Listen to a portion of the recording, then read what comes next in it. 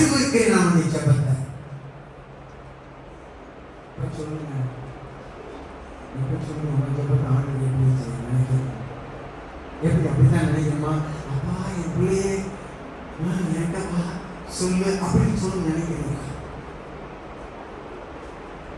சொல்ல மாட்டேங்க. எல்லாம் ஊம சமையார் வேண்டிய நான் தான் ஊம சமையார உட்காந்துருக்கேன். நம்முடைய காலையில தேவ வசனத்தை நம்ம படிக்கும் போது நம்முடைய இருதயத்துல அது என்ன செய்யுது? நம்முடைய எலும்புகளுக்குள்ள அது அனல் கொள்ள செய்யலாம். சொல்றான், என் எலும்புகளுக்காக சூடே வரைக்கும் உடைய வேத வசனத்தின் மேல தியானமா இருப்பேன் சொல்றான். என் ஃப்ரெண்டு அவருடைய மகள் சர்ச்சில் ஒரு குறிப்பிட்ட வார்த்தையை திரும்பி சொல்லிட்டா வீட்டில் வந்து திருக்கணும். அந்த மக்கள் 2 மணி நேரம் 3 மணி நேரம் கத்துடைய வார்த்தையை நான் சொல்ல 3-4 முறை அழுது கொண்டே கேட்டுக்கொண்டிருந்தார். கல்லூரியில் படித்துக் கொண்டிருந்தார். நான் எதுக்கு போனேன், என்ன சொன்னேன்னு எனக்கு தெரியாது. ஆனால் ஆண்டவர் கிரியை செய்தார் என்பது மட்டும் நான் அறிந்தவனாக காலவேளையில லாசரு மரித்தான், ஆதலால் நான் சந்தோஷமா இருக்கேன் என்று ஆண்டவர் இயேசு தன் சீசர்களை பார்த்து சொன்னார். லாசரு மரித்தான், ஆதலால் நான் சந்தோஷப்படுகிறேன்.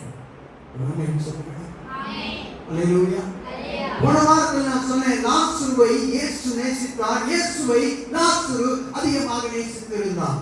இயேசுடைய அந்த ஊழியத்தின் போது அநேகர் இயேசுவை கொலை பண்ணும்படியாக எத்தனித்திருந்தார்கள். இயேசுடைய கடைசி வாரத்தில் ஆண்டவர் செய்த அற்புதங்களிலே ஒன்று, லாசருவை செத்து போன 4 நாள் மரித்து அடக்கம் பண்ணப்பட்ட அந்த மனுஷனை ஆண்டவர் உயிரோடு எழுப்பியது நிமித்தமாக அங்கே அநேகர் அவரை நம்பாதவர்களை ஆண்டவர் நம்பும்படியாக வழிகாட்டினார். ஆண்டவர் சொன்னாரு, லாசரு மரித்து விட்டான், ஆதலால் நான் உங்கள் நிமித்தம் சந்தோஷப்படுகிறேன், நீங்கள் விசுவாசிக்கும்படியாக.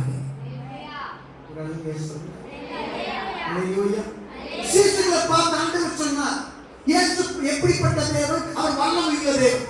இயேசு எப்படிப்பட்டவர், 100 வேலைக்காரன் இருந்த இடத்துல இருந்துவிட்டு தூரத்தில் இருக்கிறவரை பார்த்து அவர் விடுதலை செய்த 4 வார தேவனாக இருந்தார். நான் தான் வேலை பார்த்து ஆண்டவர் சொன்னார், நான் தான் வேலை, உன் பேரை நான் அழைப்பதினால் நீ சந்தோஷப்படாதே, நீ அந்த அத்திமரத்தின் கீழே இருக்கும் போது நான் உன்னை பார்த்தேன் என்ற தேவன். இயேசு எங்கெல்லாம் நின்றாரோ அங்கெல்லாம் அற்புதம் நடந்தது. இயேசுவுக்கு தூரம் அங்கே முக்கியமானதாக இல்லை. தேவன் ஒரு மனிதனை விடுதலை செய்வதற்கு அவர் சமீபத்தில் இருந்தால் விடுவிப்பவர், தூரத்தில் இருந்தால் விடுவிப்பவர். இப்பொழுது இயேசு ஒரு இடத்தில் பிரசங்கம் பண்ணி கொண்டிருக்கிறார். அங்கே ஒரு மனிதன் வந்து இயேசு பண்ணி சொல்லுகிறார், இயேசுவே நீ நேசித்த குடும்பத்தில் ஒருவன் லாசரு இறந்து விட்டார். இயேசு நினைத்திருந்தால் அவர் சொன்னார், ஓ கடுகளவு விசுவாசம் இருந்தால் இந்த மலைகளை பார்த்து பெயர்ந்து கடலில் போய் விழு என்று சொன்னால் அது அப்படியே ஆகும் என்று சொன்னவர். இப்பொழுது அந்த 100 கழுதைக்கு இருந்த இடத்துல சுகத்தை கொடுத்தவர். அவரால் முடிந்திருக்க முடியும், அவரால் செய்திருக்க முடியும், அவரால் அந்த லாசருவை சாப்பிடாமல் இருந்த இடத்துல பரிபூர்ண விடுதலை கொடுத்திருக்க முடியும்.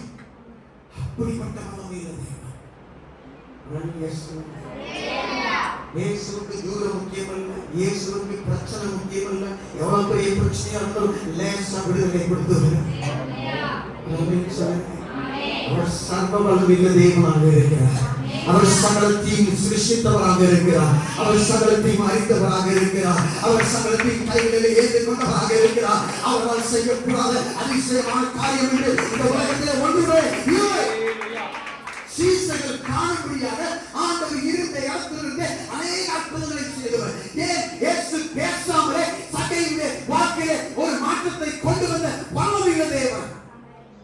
அவர் போன இடத்திலே மாற்றம் நடந்தது. அவர் போகாத இடத்திலும் விடுதலை வந்தது.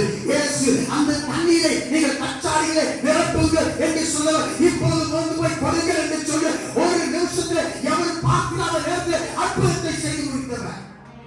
5 அப்பம் 2 மீனை கொண்டு 5000 பேருக்கு அவர்கள் கண்கள் காணும் போதே ஆண்டவர் அற்புதத்தை செய்த என் வல்லமையுள்ள தேவன் இந்த காலையிலே, ஓ லாசருவே நீ மரித்தால் சந்தோஷப்படுகிறேன். காரணம் நீ மரித்தால் உன் விசுவாசம் அங்கே பிழைக்கக்கூடியதாக இருக்கிறது. அல்லேலூயா, அல்லேலூயா. தேவன் அங்கே கர்த்தர் பழைய பாட்டில் யோசுவா அங்கே ஆண்டவருடைய ஜெபம். ஆண்டவரே இந்த சூரியனை நிறுத்தினா போதும். யோசுவா பழைய பாட்டில இயற்கையை நிறுத்தக்கூடிய வல்லமை அவனுக்கு இல்ல, என் தேவனாகிய கர்த்தர் யோசுவாவின் மூலமாக இருந்து அந்த சூரியனை நிறுத்தின வல்லமையுள்ள தேவனாக இருக்கிறார். சீசனோடு இயேசு பயணித்த போது தூங்கிக் கொண்டுதான் இருந்தார். எழுந்த உடனே இயற்கை பார்த்து காற்றே கடலே எரியாதே அமைதலாய் இரு என்று சொன்ன உடனே இயற்கையும் அவருக்கு கீழ்ப்படிந்து அடங்கியது. அப்படிப்பட்ட வல்லமையுள்ள ஆண்டவர் இயேசுவை எளிதாக வெளியே கொண்டு வருவது அவருக்கு லேசான காரியமாக இருக்கிறது. அல்லேலூயா, அல்லேலூயா. அப்படின்னா இயேசு ஒரு இடத்துக்கு போகாமலேயே விடுதலை கொடுக்கக்கூடிய வல்லமை அவரிடம் இருந்தது. ஒரு அல்லேலூயா சொல்லுங்க. அல்லேலூயா. இப்போ உங்களுக்கான குழப்பமா அப்படின்னு ஆண்டவர் சொன்னாரு. ஆண்டவரே நீ என் வீட்டுக்கு கூட வர வேண்டாம், ஒரு வார்த்தை சொன்னா போதும், என் வேலைக்காரன் பிழைப்பான் என்று சொல்ல போது ஆண்டவர் இயேசு சொன்னார், இந்த என்னுடைய கண்களுக்குள்ளாக கூட இப்படிப்பட்ட விசுவாசத்தை நான் காணவில்லை என்று சொன்னான். தூரத்தால் அதனுடைய தன்மையால் அதனுடைய சூழ்நிலையால் இயேசு கட்டுப்படாதவராக இருந்தார். ஒரு அல்லேலூயா சொல்லுங்க. இயேசு குருடருக்கு பார்வை தந்தவராக இருந்தார். பேச முடியாதவரை பேச வைத்தார். பிசாசு பிடித்தவருக்கு விடுதலை தந்தார். வியாதியஸ்தருக்கு சுகம் தந்தார். இயேசு மனதிற்கு உள்ளவராக அங்கே பகலெல்லாம் மக்களை விடுதலை செய்கிறவராக சுற்றித் திரிந்தார் என்று வசனம் சொல்லுகிறது. ஒரு அல்லேலூயா சொல்லுங்க. இயேசுவால் வியாதியை தொட்டு சுகமாக்கி விடுதலை கொடுக்க முடியும். தொடாமல் சுகத்தை கொடுக்க முடியும். வந்து சுகத்தை கொடுக்க முடியும். வராமல் சுகத்தை என் ஆண்டவரால் செய்துவிட முடியும். அப்படிப்பட்ட வல்லமை இருக்கிறது. அல்லேலூயா. அப்படியானால் இயேசு ஏன் தான் நேசித்த ஒரு மனிதனுக்கு அவர் வரவும் இல்லை, வராமல் சுகத்தையும் தரவில்லை. 11ஆம் அதிகாரம் 3ஆம் வசனம் 5ஆம் வசனம் 6ஆம் வசனம் அவனுடைய சகோதரர்கள் சொன்னாங்க, ஆண்டவரே நீ இங்கே இருந்திருந்தீரானால் என் சகோதரன் செத்து கூட போயிருந்திருக்க மாட்டானே. ஒரு அல்லேலூயா சொல்லுங்க. அல்லேலூயா. 3, 5, 6 சீசர்கள் சொன்னாங்க, இயேசுவே நீங்க ரொம்ப நேசிப்பீங்கிற ஒருத்தர் நீங்க ரொம்ப விரும்பி போவீங்க, அந்த பெத்தானியாவுக்கு வந்தாலே அவன் வீட்டுக்கு படிய ஏறாம போக மாட்டீங்க, அந்த மனுஷன் இறந்து போயிட்டான். ஒரு அல்லேலூயா சொல்லுங்க. இயேசுவுக்கு லாசருக்கு இருந்த நெருக்கத்தை இயேசுடைய சீசர்கள் நன்றாக புரிந்தவர்களாக இருந்தார்கள். வெளியே தெரிய முடியாத இயேசு அந்த மனிதனை நேசித்திருந்தார். அந்த மனிதனும் இயேசுவை நேசித்திருந்ததை இயேசுடைய close friends, close disciples, close சீடர்கள் எல்லாரும் நன்றாக அறிந்தவர்களாக இருந்தார்கள். அதனால அந்த கேள்வியை கேட்டாங்க. ஒரு அல்லேலூயா சொல்லுங்க. அப்படின்னா இயேசுவுக்கும் உங்களுக்கும் எப்படிப்பட்ட நட்புகள் காலங்களிலே இருக்கிறது? இயேசு உங்களை பார்த்தா இயேசுவோடு நீங்கள் இருக்கிறது அநேகர் பார்த்தவர்களாக இருக்கக்கூடியதா? ஒரு அல்லேலூயா சொல்லுங்க. அல்லேலூயா. ஆமா. அப்படின்னா ஆண்டவரே அவங்க நினைச்சாங்க போனவங்க சொன்ன மாதிரி இயேசுடைய சீசர்கள் நினைச்சாங்க, இயேசு அப்படி எல்லாத்தையும் இருந்த இடத்துல போட்டுட்டு அவர் என்ன செய்வாரு? அந்த இடத்துக்கு போக. ஒரு அல்லேலூயா சொல்லுங்க. அவங்க நினைச்சது எதுவுமே நடக்கல. இயேசு 20 மைல் தூரத்துல 2 நாள் பிரயாணத்தின் மத்தியில அவர் இருந்தார். மதுரைக்கும் வாடிப்பட்டிக்கும் அங்கே இடைப்பட்ட இவ்வளவு டிஸ்டன்ஸ்ல இயேசு இருந்தார். இயேசு எங்கே ஞானஸ்நானம் அங்கே யோவானால் எடுக்கப்பட்டாரோ அந்த யோர்தான் பகுதியில் இருந்தார். இதுவோ இந்த பெத்தானியா பகுதியிலே நடந்திருந்தது. ஒரு அல்லேலூயா சொல்லுங்க. பெத்தானியா என்று சொன்னா ஏழைகளின் வீடு என்று போனவாறு சொன்னேன். ஒரு அல்லேலூயா சொல்லுங்க. அப்பா அம்மா இல்லாம 3 வாலிபர்கள் ஒரே வீட்டில் தங்கி இருந்த போது இயேசுவுக்கு அவர்கள் வீட்டிலே அவர்கள் இடத்தை வைத்தவர்களாக இருந்தார்கள். எப்பொழுதெல்லாம் இயேசு பெத்தானியாவுக்கு வந்தாரோ அப்பொழுதெல்லாம் அவர்கள் இயேசுவை வீட்டுக்கு அழைத்தவர்களாக இருந்தார்கள். இயேசுவை பார்த்து சொன்னார்கள், இயேசுவை என்னுடைய வீடு எல்லாம் உங்களுடைய வீடு, உங்களுடைய பிரசனம் இருக்கிறது தான் என்னுடைய வீடு என்று தங்களை அர்ப்பணித்தவர்களாக இருந்தார்கள். இயேசுவுக்கு அவருடைய சாப்பாட்டு மேசையிலே இடத்தை அங்கே பதிவு ஒடுக்கி இருந்தவர்களாக இருந்தார்கள். படுக்க அறையிலே இயேசுவுக்கு தனியாக அவர்கள் அந்த அறையை ஒதுக்கியவராக இருந்தார்கள். இயேசு அவர்கள் வீடு முழுவதுமாக நடப்பதற்கு முழு சுதந்திரத்தை கொடுத்தவர்களாக இருந்தார்கள். இந்த காலையில் இயேசுவை நான் நேசிக்கிறேன், இயேசு என் மேல் பிரியமாக இருக்கிறார், இயேசுவுக்கு வாக்கு எல்லா பகுதியிலும் நான் இடத்தை கொடுத்திருக்கிறேன், என் வீட்டில், என் வாக்கில, என் வேலையில,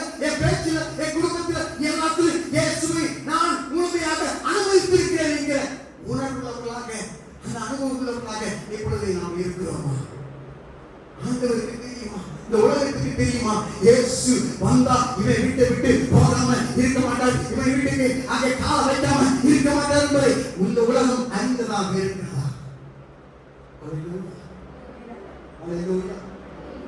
நீங்கள் ஒருவர் சுதந்திரம் தரக்கூடிய தெய்வனாக இருந்தார், நீங்க ஒரு கடவுளா இருந்தார், உலகம் எல்லாம் செய்ய முடியலாம் என்றால், நீங்க நேசிக்கிற ஒருத்தருக்கு யாரையும் தெரிஞ்ச பிறகு நீங்க என்ன செய்ய?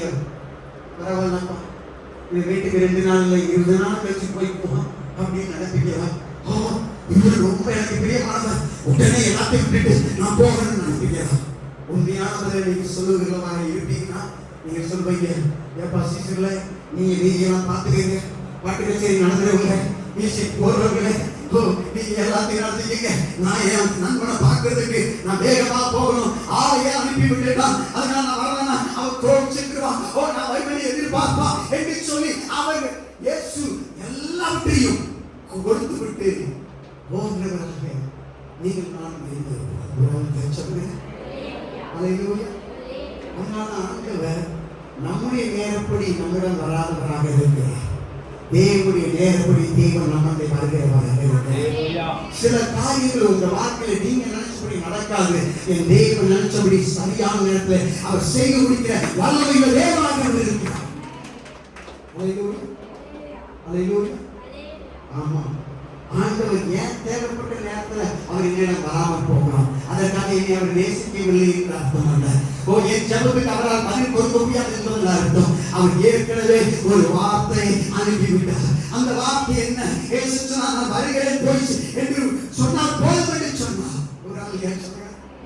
எப்ப வருவேன்னு சொல்லல, எத்தனை நாள் கழிச்சு வருவேன்னு சொல்லல. இவர் வேகமா வந்து அங்க வியாதியை குடித்துட்டு இருக்க அந்த லாஸ்டர் கிட்ட வந்து சொன்னோம், இயேசு கிட்ட சொல்லிட்டப்பா, இயேசு கிட்ட உன் பிரச்சனை சொல்லிட்டப்பா, கண்டிப்பா அவர் தீர்த்து வைப்பா, கண்டிப்பா அவனை விடுதலை செய்வார். இவன் நினைச்சா முதல் நாள் ஆச்சு, 2வது நாள் ஆச்சு, 3வது நாள் ஆச்சு, அங்க அதுக்கு பிறகு அவனால உயிரை கையில பிடிச்சுக்கிட்டு இருக்க முடியல, அங்க அவன் உயிரை விடுகிறான். அவன் உயிரை விடுகிற கடைசி நேரத்துல சொன்ன ஒரு வார்த்தையும் இயேசுவாகத்தான் இருந்தது. இயேசு இயேசு என்று சொல்லி அவன் ஜீவனை விட்டவனாக இருந்தான். அவன் சாகும் போது கூட இயேசு சொல்லிதான்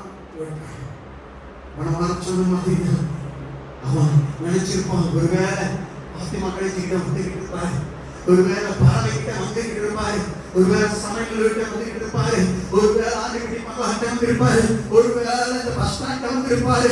2 நாள் ஆச்சு வரல, அவனால் தாக்கு பிடிக்கல. இனிமேல் நாம் வாழ்வதற்கு என் உயிரை என் கையில பிடிக்க எனக்கு பலன் இல்லை, எனக்கு ஒன்றும் கொஞ்சம் கூட இல்லை என்று அந்த சூழ்நிலை வந்தபோது இயேசுவே என்று சொல்லி அவன் கலை உயிரை விட்டவனாக இருந்தான். உனக்கு கொஞ்சம் பலன் இருக்கு அப்படின்னு சொன்னீங்கன்னா பாப்பா, அந்த கொஞ்சம் பலனும் நீ இழக்க வேண்டும், அப்பொழுதுதான் நீ செத்து போவாய். நீ செத்து போனாதான் நான் உயிரோடு எழுப்ப முடியும். நீ உயிரோடு எழுப்பினாதான் தேவனுடைய நாமம் மகிமைப்படும். அப்பதான் நீ என்னை விசுவாசிக்க முடியும். அதான் ஆண்டவர் வேண்டும் என்றே பொறுமையோடு காத்திருந்தார். ஆண்டவரே, நான் நல்லா ஜெபம் பண்றேன், நல்லா வேதம் வாசிக்கிறேன், எனக்கு இதெல்லாம் செய்யறதுக்கு உதவி செஞ்சீங்களே, அதற்காக வந்து அப்படி நீங்க சாட்சி சொல்லாதற்காக நான் சந்தோஷப்படுறேன்.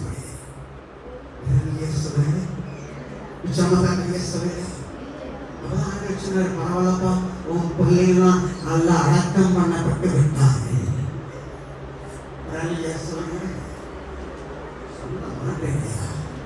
நம்முடைய மாம்சம் அங்கே மரித்தால்தான் தேவன் நமக்குள்ளாக பிழைக்கிறவராக இருக்க முடியும். மாம்சம் நம்மை என்ன செய்கிறது என்றால், நாம் தேவனோடு உறவாட முடியாதபடி அது நம்மை தடை செய்கிறதாக இருக்கிறது. நான் நன்றாய் ஜெபிக்கக்கூடியவர், நான் நன்றாய் வேத வாசிக்கக்கூடியவர், நான் நல்ல விசுவாசி, நான் நல்ல போதகர், நான் நல்ல சபைக்காரர் என்று சொல்வதினாலே இன்னும் நீ சாகவில்லை, நீ செத்தாரா தேவன் உன்னை எழுப்பக்கூடிய வல்லமையுள்ளவராக இருக்கிறார். உயிரோடு இருக்கிறவன் ஆண்டவர் எழுப்பணும்னு அவசியம் இல்லை, அவன் உயிரோடு தான் இருக்கிறான். செத்தவர்களுக்கு தான் உயிர்த்தது அவசியமானதாக இருக்கிறது. இந்த காலத்துல நீ உயிரோடு இருக்கிற ராசுவாக இருந்தால் என் ஆண்டவர்களுக்கு தேவையில்லை. நீ செத்து போன அடக்கம் பண்ணப்பட்ட அழுகி போன நாரி போன ராசுவா இருப்பாயா? என் தேவனாக கர்த்தர் ஏற்கனவே உன்னை நோக்கி அவர் வராமல் போகலாம், அவர் வருவதை நீ பார்க்காமல் இருக்கலாம். அதற்காக என் தேவனாக கர்த்தர் உன்னோடு பேசவில்லை என்று அர்த்தமாக இல்லை. அவர் வார்த்தை ஏற்கனவே உனக்கு அனுப்பிவிட்ட தேவனாக இருக்கிறார். அவர் சொல்கிறார், இதோ என் வார்த்தை முதலாக அனுப்பிவிட்டு நான் சீக்கிரமாக வருகிறேன் எந்த நேரத்தில் வருகிறேன். ஆனால் நீ எதிர்பார்க்கிற நேரமாக அது இருக்கக்கூடாது, இருக்காமல் இருக்கலாம். நான் நினைத்த நேரத்தில் சரியாக வருகிற வல்லமை தேவன் நினைச்சிருக்கிறார்.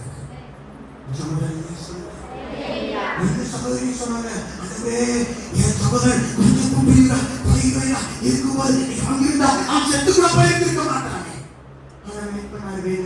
நான் வெயிட் பண்ணாதான் லாஸ்ட் சொல்றேன். அவருக்கு லாஸ்ட் என்ன சாகவில்லை. ஏற்கனவே அந்த ஊருக்கு போகும்போது ஆண்டவரை கல்லையாக அவங்க எத்தனைப்பாங்க. நிறைய தெரிவிக்க போய் படிச்சீங்கன்னா நல்லா தெரியும். சீசர்கள் சொன்னாங்க, இயேசுவே அந்த ஊருக்காரங்க இப்பதான் கொலை பண்றதுக்கு அங்கே கண்ணோட அப்படியே ஆயத்தமா இருக்காங்க, திருப்பி அந்த ஊருக்கா போறீங்க. அவர்களுக்கு 12 மணி நேரம் 24 மணி நேரம் இல்லையா என்று ஆண்டவர் சொல்றார். இயேசுவை நன்றாக அவர்கள் அறிந்திருந்தார்கள். பரிசேயர்கள் ஆசாரியர்கள் இயேசு ரொம்ப நேசிக்கிற குடும்பம். கண்டிப்பா இவர் சாவுக்கு வந்தே போய்வார். அவன் சாவோடு சாவம் இயேசுவை மறிக்கப்பட வேண்டும் என்பது அவர்கள் அங்கே கங்கணம் கட்டி கொண்டிருந்தார்கள். அதில் இயேசு அறிந்தவர் இருந்தபடினா 2 நாள் மீண்டுமாக அவர் அதே இடத்துல இருந்த இடத்துல இருந்து விட்டார். உடனே சொன்னாங்க, ஜெபிக்கலாம் ஆண்டவரே, நான் வாரம் வருகிறேன், வாரம் சொல்லுகிறேன், கவலைகிறேன், காலையில ஜெபிக்கிறேன், எதையும் செய்கிறேன், ஆனால் ஒன்று நடக்கவில்லையே. நீ வருவது போல சொல்லுகிறீங்க, நீ என்னை நேசிக்கிறது போல காண்பிக்கவில்லையே. அப்படி என்றா என்னை மறிக்க வைப்பதா உங்களுடைய சித்தமாய் சொல்லி கேட்பீங்களா? ஆண்டவர் ஆம் என்று சொல்லப்படுகிறார்.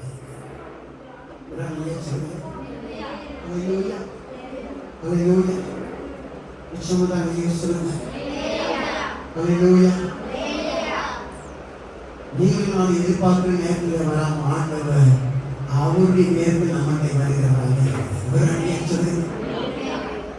ஆண்டவர் எனக்கு இந்த வருஷத்து 1990 என்கிட்ட வந்திருந்தாருன்னா அப்ப எனக்கு கொஞ்சம் பரிசுத்தமாக இருந்துச்சு, ஜெபமாக இருந்துச்சு, அப்படியே நான் ஆண்டவரோட சேர்த்து நல்ல விசுவாசியா நல்ல உயர்கா வந்திருப்பேன். ஆனா அப்ப ஆண்டவர் நான் கூப்பிட்ட நேரத்தில் வரல. அதனால என் விசுவாசம் எல்லாம் அப்படியே இறங்கி போச்சு.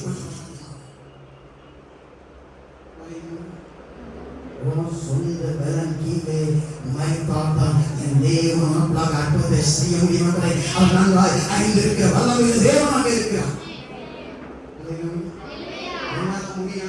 நான் இதை செய்வேன் அப்படி நீங்க உங்க சொந்த பலத்துல சொல்லிக் கொண்டிருக்கிற நேரம் வரை என் தேவனை உங்கள் வாழ்க்கையை ஒருபோது காண முடியாதவர்களாக இருக்கிறீர்கள். எப்பொழுது முடியவில்லை எப்பொழுது உங்களை நீங்கள் பறிப்பதற்கு ஒப்புக் கொடுக்கிறீர்களோ அந்த நிமிஷத்துல என் ஆண்டவர் உங்களை தேடி வருவதற்கு அவர் உங்களை நோக்கி புறப்படுகிற வல்லமையுள்ள தேவனாக இருக்கிறார். ஆமா, 3ஆம் அதிகாரம் ஆதியாகமத்துல 5ஆம் வசனத்துல அங்கே பிசாசு அங்கே ஏமாற்ற சொன்னா, நீங்க சாப்பிட்டா ஆண்டவரை போலவே மாறிடுவ. ஆண்டவர் சொன்னாரு, என்னை போல நீ மாறணும்னா ஒண்ணு இல்ல, நீ இவ்வளவு கட்டளைகளை கடைபிடிச்சா போதும் அப்படின்னு சொல்லி நிறைய கட்டளைகளை கொடுத்தாரு. அந்த கட்டளை ஒண்ணு நீ தவறினாலும் நீ என்ன செய்யணும், ஆடியோ மாடியோ பரிசல் தர வேண்டும் என்று சொன்னார். மனிதனால் அதை பின்பற்ற முடியவில்லை. உடனே சொன்னாங்க, ஆண்டவரே எங்க இருக்கீங்க ஆண்டவரே, நாங்க எப்ப ஆரம்பிப்பினா எப்ப வரீங்களே, நீங்க வந்தது ரொம்ப லேட்டு. அந்த அம்மா பார்த்து சொல்றாரு, கல்ல புரட்டு பாருன்னு சொல்றாரு. ஒரு அழகியா சொல்லுங்க. அதுக்கு அந்த அம்மா என்ன சொல்லல, தேங்க்யூ ஜீசஸ், நீங்க சொன்ன வார்த்தைக்காக நன்றி, நீங்க எவ்வளவு அற்புதங்கள் செய்ய பார்த்துருக்கீங்க, நீ வல்லமையுள்ள தேவன், நீ சொன்ன உடனே நான் கல்லை ஒரு வார்த்தை கூட பேசாமல் புரட்டி விடுகிறேன் என்று சொல்லி புரட்டவில்லை. அவர் சொன்னா, செத்து 4 நாள் ஆச்சு, அந்த கல்ல நானுமே அந்த ஒரு அங்கே செத்து நாற்றம் எடுத்து கொண்டிருந்த நம்ம வாழ்க்கையை தேடி ஒருவர் வந்து கொண்டிருக்கிறார். அவர் வருவது உனக்கு வேண்டுமா, அது தாமதமாக தெரியலாம். என் தேவனாகிய கர்த்தர் உன்னை நோக்கி வருவதற்கு காரணம் உன்னுடைய நாட்டம் எடுத்த காரியத்தில் ஒரு உயிர் வீச்சை கொடுக்கும்படியாக, செத்து போன நிலவிலே ஒரு புதிய உயிரை கொடுக்கும்படியாக அவர் நடந்து வருகிற தேவனாக, உன்னை நோக்கி வருகிற தேவனாக அவர் இருக்கிறார். நீ ஒரு ஆள் இந்த உலகத்தில் வாழ்ந்து இப்போது வாழ்ந்து கொண்டிருந்தால் உனக்காகவே மறிப்பதற்காக என் ஆண்டவர் தன் சொந்த குமாரனையே அனுப்புவதற்கு ஆயத்தம் உள்ள தேவனாக இருக்கிறார். அந்த அளவுக்கு தேவனையும் என்னை அவர் நேசிக்கிறவராக இருக்கிறார். அல்லேலூயா. ஆமா, அவங்க அக்காமார் சொன்னாங்க, இயேசுவே என் சகோதரன் சாகும்போது இயேசுவே கொஞ்சம் அவன் உயிர் விட்டான், அப்ப கூட நீங்க வரலையா ஆண்டவரே? அல்லது உங்க வார்த்தை இருந்த இடத்துல அவனுக்கு விடுதலை கொடுக்கலையா ஆண்டவரே? அல்லேலூயா. நாங்க எவ்வளவோ நேசித்த இந்த ஊராருக்கு உங்க சீசருக்கே தெரியும், நீங்களும் நேசித்து நாங்களும் நேசித்தோம், ஆனா கண்டுகொள்ளவில்லையே, சரியான நேரத்தில் எனக்கு உதவி செய்யவில்லையே. இதுதான் நம்முடைய சாக்கு போக்காக இருக்கிறது. ஒரு அங்கே சொல்லுங்க, அல்லேலூயா. ஆண்டவர் எனக்கு இப்படி செய்திருக்க வேண்டும், ஆனால் அவர் நான் நினைத்தபடி அவர் என்னிடம் வரவில்லை, உதவி செய்யவில்லை, என் எதிர்பார்ப்புக்கு ஏமாற்றத்தை தந்து விட்டார். அவன் வாழ்க்கை இப்படி ஆக்கி விட்டது என்று எல்லாரும் பேசும்படியாக என் வாழ்க்கை ஆகிவிட்டது. ஆண்டவரே, நீ என்னை நேசிப்பீர்களா? ஏன் இப்படிப்பட்ட அழுகைக்குள்ளாக, அழுகிய போன நிலைமைக்குள்ளாக, இன்று போன வாழ்க்கைக்குள்ளாக என்னை ஏன் அனுப்ப வேண்டும்? எல்லாரும் பார்க்கிறபடி சிரிக்கும்படியாக ஏன் என்னை கைவிட்டு விட்டீர்கள்? நீ பெத்தானியாவுக்கு வந்து விட்டாலே எங்க வீட்டை நோக்கித்தானே வருங்க. எல்லாருக்கும் பிரித்ததாக இருந்தது. ஏன் எங்களுக்கு அல்லேலூயா, அல்லேலூயா. இப்ப ரொம்ப லேட்டா வந்துட்டீங்க. இந்த காலையில் ஆண்டவர் உங்களை பார்த்து சொல்லுகிற ஒரு வார்த்தை என்ன தெரியுமா? சில காரியங்களை உங்க வாழ்க்கையில இது இயேசுவால் கூட நடக்க முடியாது என்று ஒரு சில காரியத்தை நீங்க அடக்கம் பண்ணினவர்களாக இருக்கிறீர்கள். அதற்கு அடக்க ஆராதனை பூஜையும் செய்து முடித்தவர்களாக இருக்கிறீர்கள். இந்த காரியம் எல்லாம் ஆண்டவர்களுக்கு சொல்வார், இதை மட்டும் அவரால் செய்ய முடியாது, இயேசுவால் கூட என் சகோதரனுக்கு உயிரை கொடுக்க முடியாது என்று சொல்லி ஒரு கல்லை போட்டு பூட்டினவர்களாக இருக்கிறீர்கள். ஆண்டவர் சொல்லுகிறார், நீ விசுவாசித்தால் தேவனுடைய மகிமை இன்றைக்கு இப்போதே காண்பாய் என்று சொல்லுகிறார். ஆனால் ஆண்டவர் சொல்லுகிறார், ஒரு நாள் நடக்கும் ஆண்டவரே, இப்போதல்ல இன்னைக்காவது நான் நடக்கும் என்று சொன்னார். இயேசு சொன்னார், இப்போது நீ விசுவாசித்தால் இப்போதே நான் செய்வேன் என்று சொல்லுகிறவராக இருக்கிறார். அல்லேலூயா, அல்லேலூயா. ஆண்டவர் சொல்றாரு, நீ கள்ள புரட்டு பண்ணாரு ஆண்டவரே. என் வாழ்க்கையில கல்லுக்கு பின்னாடி சில விஷயங்களை நான் பூட்டி வச்சிருக்கிறேன், அங்க நாய் கொண்டு இருக்கிறது.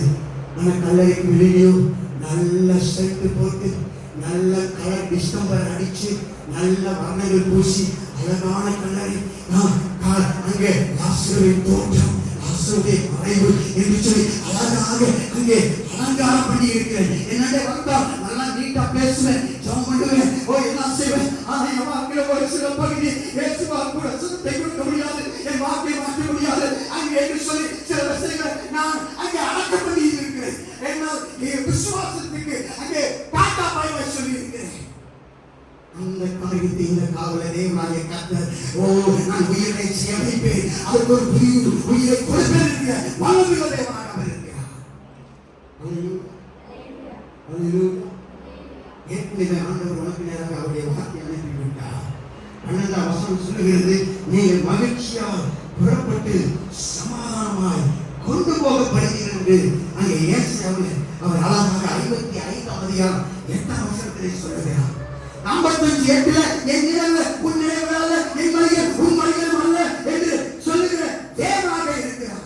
ஆண்டவர் சொல்கிறார், உண்மை உள்ளவர்தான், நான் இறப்பு உள்ளவர்தான், கிருபை உள்ளவர்தான், அதனாலதான் சரியான நேரத்தில் நான் வருகிற வல்லமையுள்ள தேவனாக இருக்கிறேன். 55:9 சொல்லுகிறார், பூமியை பார்க்கும் வானங்கள் எப்படி உயர்ந்திருக்கிறதோ அப்படியே உங்கள் வழிகளை பார்க்கும் என் வழிகள், உங்கள் நினைவுகளை பார்க்கும் என் நினைவுகள் உயர்ந்திருக்கிறது என்று சொல்கிறார். 10ஆம் வசனத்திலே அங்கே வாயில் உறைந்த மழையும் வானத்திலிருந்து இறங்கி அவிடத்திற்கு திரும்பாமல் பூமியை அணைத்து அதில் முளை கிளம்பி விளைவுபடி செய்து விதைக்கிறவனுக்கு விதையும் புசிக்கிறவனுக்கு ஆகாரத்தை கொடுக்கிறது எப்படியோ அப்படியே என் வாயிலிருந்து புறப்படும் வசனம் இருக்கும். அது வெறுமையாய் இடத்துக்கு திரும்பாமல் அதை தான் விரும்புகிறதை செய்து நான் அதை அனுப்பின காரியமாகும்படி வாக்கியம் என்று சொல்லுகிறார். ஒரு அல்லையா சொல்லுகிறார், நான் ஏற்கனவே உன்னிடம் ஏதோ ஒன்றை அனுப்பிவிட்டு அது என்னுடைய வல்லமையுள்ள வார்த்தையாக இருக்கிறது. அந்த வல்லமையுள்ள வார்த்தை அது சும்மா திரும்பாது, அது கண்டிப்பாக அதை எதற்காக அனுப்பப்பட்டதோ அந்த காரியத்தை செய்தே தீரும். அல்லேலூயா, அல்லேலூயா. ஏற்கனவே ஆண்டவர் என்னை நோக்கி அவருடைய வார்த்தையை அனுப்பிவிட்டார். ஒரு அல்லையா சொல்லுகிறேன். அல்லேலூயா. இப்ப நான் உடனடியா நான் கேட்டது நடக்காம நினைக்காமல் இருக்கிறது போல இருக்கலாம். இயேசு உனக்காக ஏற்கனவே உன்னை நோக்கி வந்து கொண்டிருக்கிற தேவனாக இருக்கிறார். உன்னை விடுவிக்கும்படியாகவே, உனக்கு உதவி செய்யும்படியாகவே நீ கேட்ட நேரத்தில் வராமல் இருக்கலாம். ஆனால் உன்னை நோக்கி தான் அவர் வந்து கொண்டிருக்கிற வல்லமையுள்ள தேவனாக இருக்கிறார். அல்லேலூயா. ஒரு சாதாரண ஞானியுள்ள மனிதனை இயேசு சுகமாக்குவதை விட மரித்து 4 நாள் கழித்து ஒரு நாளை போன சரீரத்தை என் தேவன் விடுதலை கொடுக்கும் போது அது மிகப்பெரிய அற்புதமாக என் தேவன் மாற்றுவதற்காகவே உன்னை நோக்கி அவர் தாமதமாக வருகிற வல்லமையுள்ள தேவனாக இருக்கிறார். இயேசு அநேக சாதாரண அற்புதம் செஞ்சாரு. ஆனால் இவனை மட்டும் அசாதாரணமாக ஒரு வல்லமையை ஒரு விடுதலை கொடுக்கணும்னு நினைச்சார். அதனால்தான் ஆண்டவர் தாமதமாக வந்தார். ஒரு அழிய சொல்லுங்க. அல்லேலூயா. கொஞ்சம் பொறுமையோடு இருப்பீங்கன்னா தேவன் உங்களை புறக்கணிக்கவில்லை. தேவன் உங்களை நேசிக்காமல் இல்லை என்பதை நீங்கள் சரியாக புரிந்து கொள்ளக்கூடிய வகையில் தேவன் உங்களாக ஒரு அற்புதத்தை ஒரு செயலை செய்ய விரும்புகிறவராயிருக்கிறார். அந்த செயல் மூலமாக நீ மாத்திரமல்ல, இயேசுவை விசுவாசிக்காத அநேகரும் இயேசுவை விசுவாசிக்கும்படியாக தேவன் அந்த காரியத்தை பெரிய அற்புதமாக மாற்றி வருகிற வல்லமையுள்ள தேவனாக இருக்கிறார். உங்கள் சிறை மதிலுக்குள்ளாகவே இருக்கும்படியாக தேவன் உங்களை விட்டு விடுகிறவர் அல்ல. இந்த கால சந்ததிக்கு முன்பதாக உங்களை சாட்சியற்றவர்களாக இருக்கும்படி விட்டு விடுகிறவர் அல்ல. ஒரு வார்த்தை உங்களுக்காக ஏற்கனவே அனுப்பப்பட்டு விட்டது. என் தேவனாகிய கர்த்தர் இந்த சந்ததிக்கு முன்பதாக அவருடைய நாமத்தை உயர்த்தும்படியாக என் தேவன் உங்க வாக்குக்குள்ளாக வருகிறவர். உங்க வாக்குல வந்துட்டா அவர் ஒரு பெரிய காரியத்தை செய்யாமல் அவர் போட மாட்டார். ஆமா, நீங்க மகிழ்ச்சியாய் புறப்பட்டு சமாதானமாய் கொண்டு போகப்படுங்க. ஏதோ கடைசி நாள்ல நான் செய்ய நினைக்காத மாட்டாரே, இப்போ நான் செய்ய போகிறேன். இன்னைக்கும் சமாதானம் இந்த கலருக்குள்ள இருக்க மாட்டான். 4 நாள் அவர் இருந்தது போதும். 4 நாள் நாரி போன வாக்கிக்குள்ள இருந்தது போதும். 4 நாள் இருக்க அறைக்குள்ள இருந்தது போதும். 4 நாள் எவரை பார்க்க முடியாமல் இருந்தது போதும். 4 நாள் அவன் நடக்காமல் இருந்தது போதும். பேசாமல் இருந்தது போதும். சாப்பிடாமல் இருந்தது போதும். வீட்டுக்குள்ளாக இல்லாமல் இருந்தது போதும். இனி அவர் ஒரு புதிய மனிதனாக, ஒரு புதிய பெற்ற மனிதனாக அங்கே போன சரீரத்தோடு அல்ல, அங்கே வியாதிகளோடு சரீரத்தோடு அல்ல, அவர் புதிய சரீரத்தோடு வரப்போகிறார்.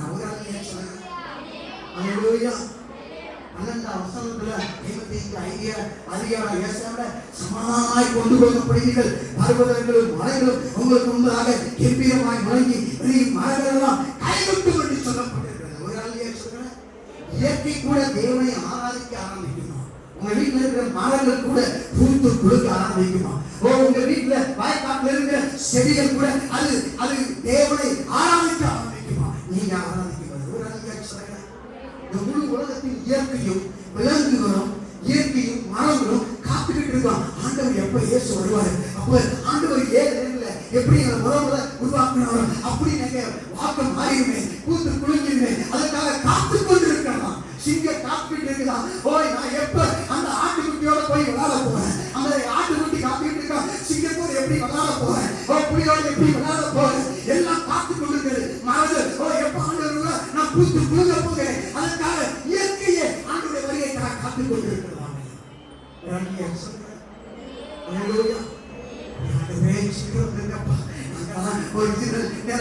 போகணும். ஆண்டவரே, எங்களை எப்படி ஆரம்பத்தை படைச்சீங்களோ அப்படி நாங்க மாறணும். இப்படி இருக்கிறது எப்படி காஞ்ச முள்ளா இருக்க விரும்பல, காஞ்ச காரா இருக்க விரும்பல, கெட்ட மிருகமா இருக்க விரும்பல, நல்ல மிருகமா நாங்க மாறணும். ஆண்டவரே, சீக்கிரம் இயற்கை காத்துக் கொண்டு இருக்கிறோம். முச்சடிக்கு பதிலாக தேவதாரு விருட்சம் முளைக்கும், காஞ்சொலிக்கு பதிலாக விருட்சொலி எழுதும். அது கர்த்தருக்கு கீர்த்தியாகவும் நிர்மூலமாகாத நித்திய அடையாளமாகவும் இருக்கும். அப்படின்னு என்ன சொல்றார் ஆண்டவர்? மரத்து தன்மைக்கு பதிலாக என் தேவன் உனக்கு வரத்தை கொடுங்க, வளமை கொடுங்க, ஆசீர்வாதத்தை கொடுங்க, வல்லமையுள்ளவராக இருக்கிறார். முச்சடிக்கு பதிலாக என் தேவன் பூச்செடிகளும் கனி மரங்கள் ஏற்படுத்துகிற வல்லமையுள்ள தேவனாக இருக்கிறார்.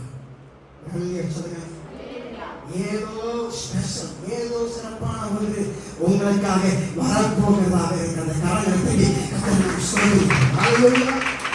அப்படி வரும்போது உன் வாழ்க்கையில தேவனுடைய நாமம் மகிமைப்படும்படியாக ஆண்டவர் அதை மாற்றக்கூடியவராக இருக்கிறார். ஆமா, எவரும் மறுக்க முடியாதபடி தேவ ஆசீர்வாதம் உங்கள் வாழ்க்கைக்கு நேராக சீக்கிரமாக வருகிறதாக இருக்கிறது. அதை நீங்கள் நான் அதை எதிர்பார்த்து ஆண்டவரே என் வாழ்க்கையில வச்சிருக்கிற சிறப்பான காரியம் என்ன என்று எதிர்பார்த்து தேவனை நோக்கி கேட்க வேண்டியவர்களாக நாம் இருக்கிறோம். ஒரு ஆள் சொல்லுங்க, மாதா பார்த்து சொன்னார், நானே உயிர்த்தெழுதலும் ஜீவனுமாய் இருக்கிறேன், என்னை விசுவாசிக்கிறவன் மரித்தால் பிழைப்பான் என்று சொன்னார். ஒரு ஆள் சொல்லுங்க, ஆங்கிலத்தில் அவர் எப்படி சொல்கிறார், அவர் மரித்தாலும் செத்தே போயிருந்தால் அவன் உயிரோடு எழுந்திருக்கிறான் என்று சொல்கிறார். ஒரு அல்லையா சொல்லுகிறார். அல்லேலூயா. கேள்வி, இவ்வளவு வளமுள்ள தேவன், அவர் இவ்வளவு நேசித்த தேவனாக இருந்தபோது ஏன் அவர் தாமதிக்க வேண்டும்? ஏன் அவருடைய எல்லா பலத்தையும் அவர் பயன்படுத்தி கூட தான் நேசித்த விடுதலைக்கு உடனடியான விடுதலை ஏன் அவர் கொடுப்பதிலே தாமதப்பட்டார், வருவதிலே தாமதப்பட்டார்? ஒரு அல்லையா சொல்லுகிறார். செத்து போனவர்களுக்காக ஆண்டவர் வைத்திருக்கிற ஒரு ஆசீர்வாதமாக இருக்கிறது. ஒரு அல்லையா சொன்னாரு, நீ உயிரோடு இருந்தா உனக்கு உயிர்ப்பிக்க வேண்டிய அவசியம் இல்லை. சீசனா கேட்டாங்க, ஆண்டவரே அவன் தூங்கிட்டு இருந்தானா அவன் கேட்பான். ஆண்டவரே சொன்னாரு, அவன் தூங்கலப்பா, அவன் செத்து போயிட்டான். அவன் செத்து போனதுனால நான் உயிர் கொடுக்கிறதுக்கு நான் வல்லம் உள்ள தேவன் என்பதை அவர்கள் காணும்படியாக நானே உயிர்த்ததும் ஜீவன் உள்ள அதிகாரமுள்ள தேவன் என்பதை மற்றவர்கள் அறிந்து கொள்ள வேண்டும் என்பதற்காக நான் போகணும்னு சொன்னார். ஒரு அல்லையா சொல்லுங்க, ஆண்டவர் புதிய உயிரை கொடுக்கிறவன் அவர்தான். ஏற்கனவே செத்து போனவனுக்கு இன்னொரு உயிரை கொடுக்கிறவன் அவராக இருக்கிறார். ஒரு அல்லையா சொல்லுங்க. அல்லேலூயா. நீங்க உயிரோடு இருக்கும் வரை உங்களால உயிர் தாழ முடியாது.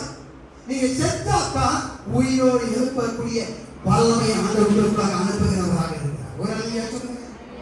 அல்லேலூயா. நான் எனக்கு உயிர் இருந்தா எனக்கு உயிர் யார் உயிரோடு எழுப்பணும் அவசியமே கிடையாது. ரோமர் 7:6 வீட்டுல போய் படிச்சு பாருங்க. கிறிஸ்து இயேசுவுக்குள்ளாக ஞானஸ்நானம் பெற்று நாம் அனைவரும் அவருடைய மரணத்துக்குள்ளாக ஞானஸ்நானம் பெற்றதை அறியாமல் இருக்கிறார். அவர் சொந்த பலத்தினால கிறிஸ்துவுக்கு ஏற்ற வாழ்க்கை நம்மளால வாழ முடியாது. சொந்த பலத்தினால நான் நல்லா ஜெபம், நான் நல்லா வேத வாசிக்கணும், நான் நல்லா ஊழியணும், நான் எந்த தப்பு செய்யக்கூடாது, நீங்க நல்லா அதே உறுதியா இருப்பீங்க. அன்னைக்கு தான் ஒரு அதிகாரத்தை கூட படிக்க முடியாது. அன்னைக்கு தான் ஒரு நிமிஷம் கூட ஜெபம் பண்ண முடியாது. அன்னைக்கு தான் 10 தப்புகளை சேர்த்து தெரியாம இல்ல தெரிஞ்சே செய்ய வேண்டிய சூழ்நிலை வரக்கூடியதாக இருக்கிறது. ஒரு அல்லையா சொல்லுங்க. அல்லேலூயா. இயேசு கிறிஸ்து தன் சீசர்களுக்கு உணர்த்துறதுக்கு தான் ஆண்டவர் என்ன பண்ணாரு பார்த்தாரு.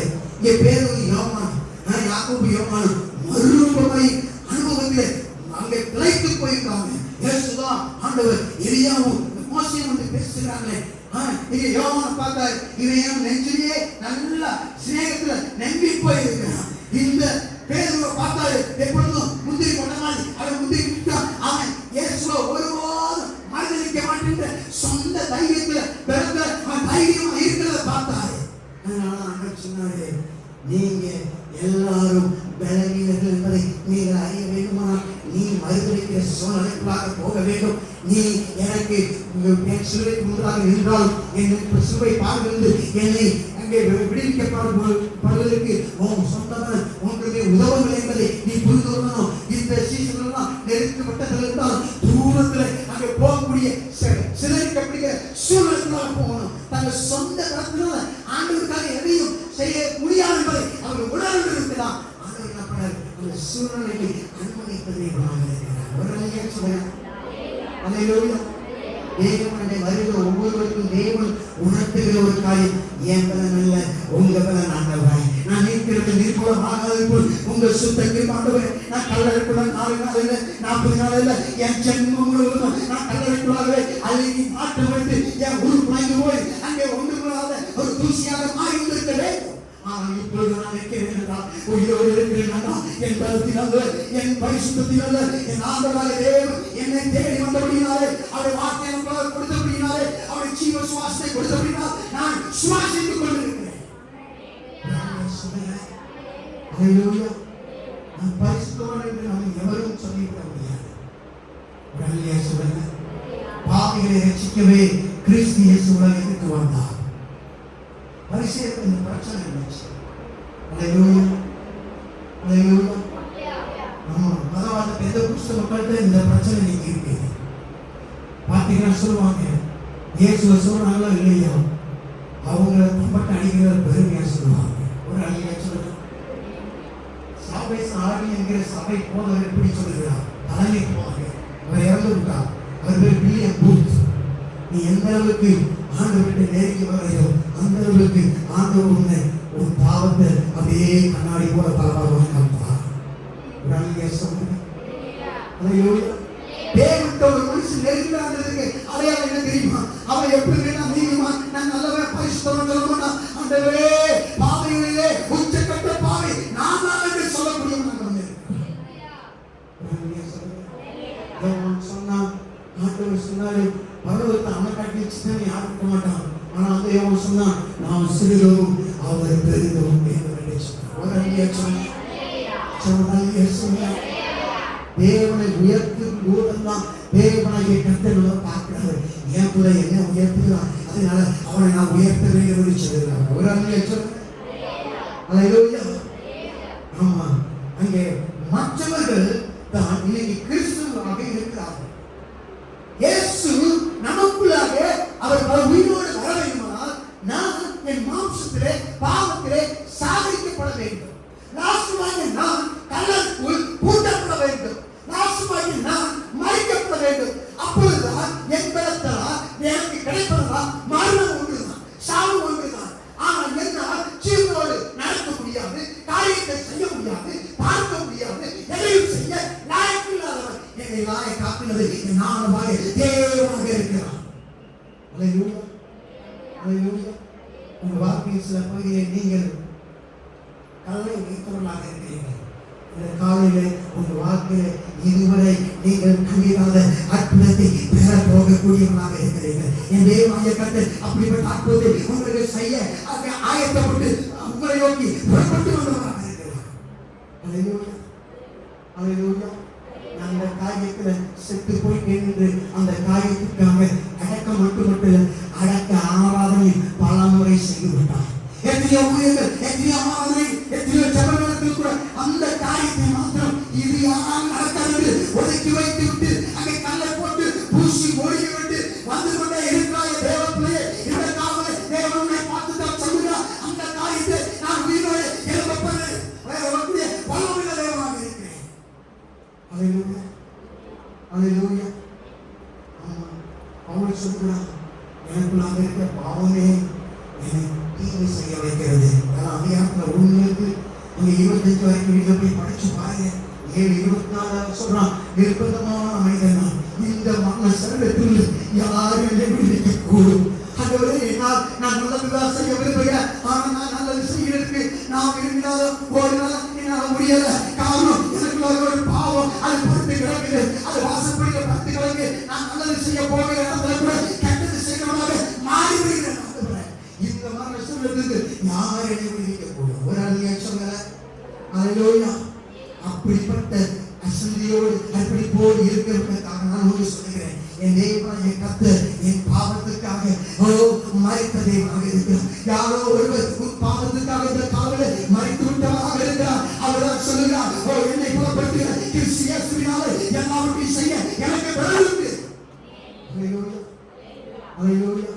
இயேசுவை உயிரோடு எழுப்பிய அதே வல்லமை, லாசருவை உயிரோடு எழுப்பிய அதே வல்லமை இந்த காலையிலே உன் வாழ்க்கையை எந்த பகுதியிலே நீ செத்து போன நிலையிலே செத்த ஆராதனை கூட முடித்து விட்டிருக்கிறாயோ அந்த பகுதியிலே உயிரோடு எப்படியாக தேவன் இந்த காலையிலே உன்னை நோக்கி வந்தவராக இருக்கிறார்.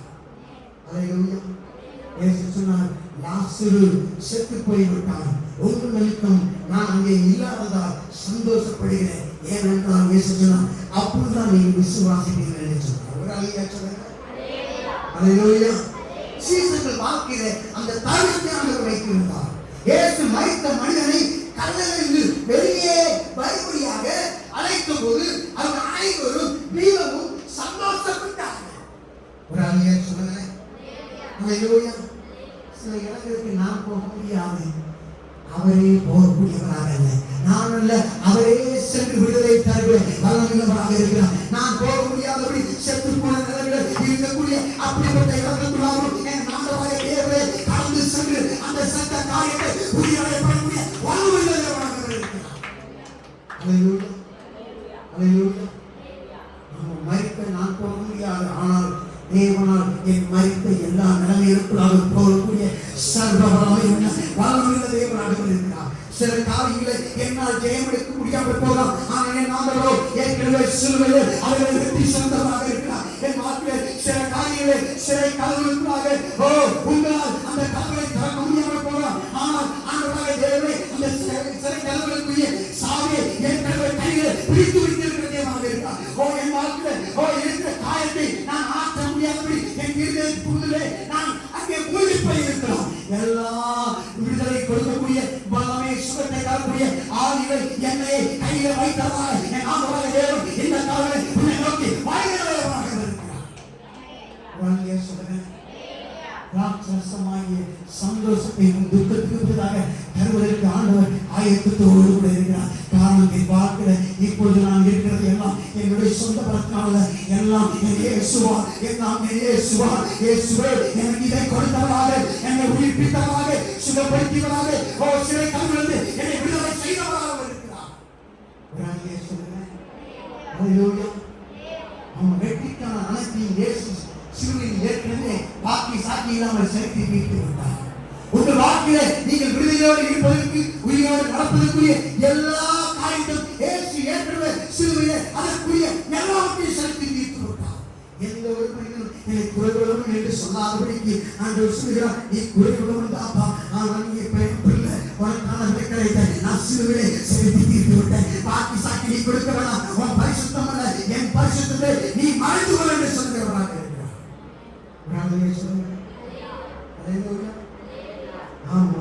சபையாக நாம் இதை புரிந்து கொள்ளலாம்.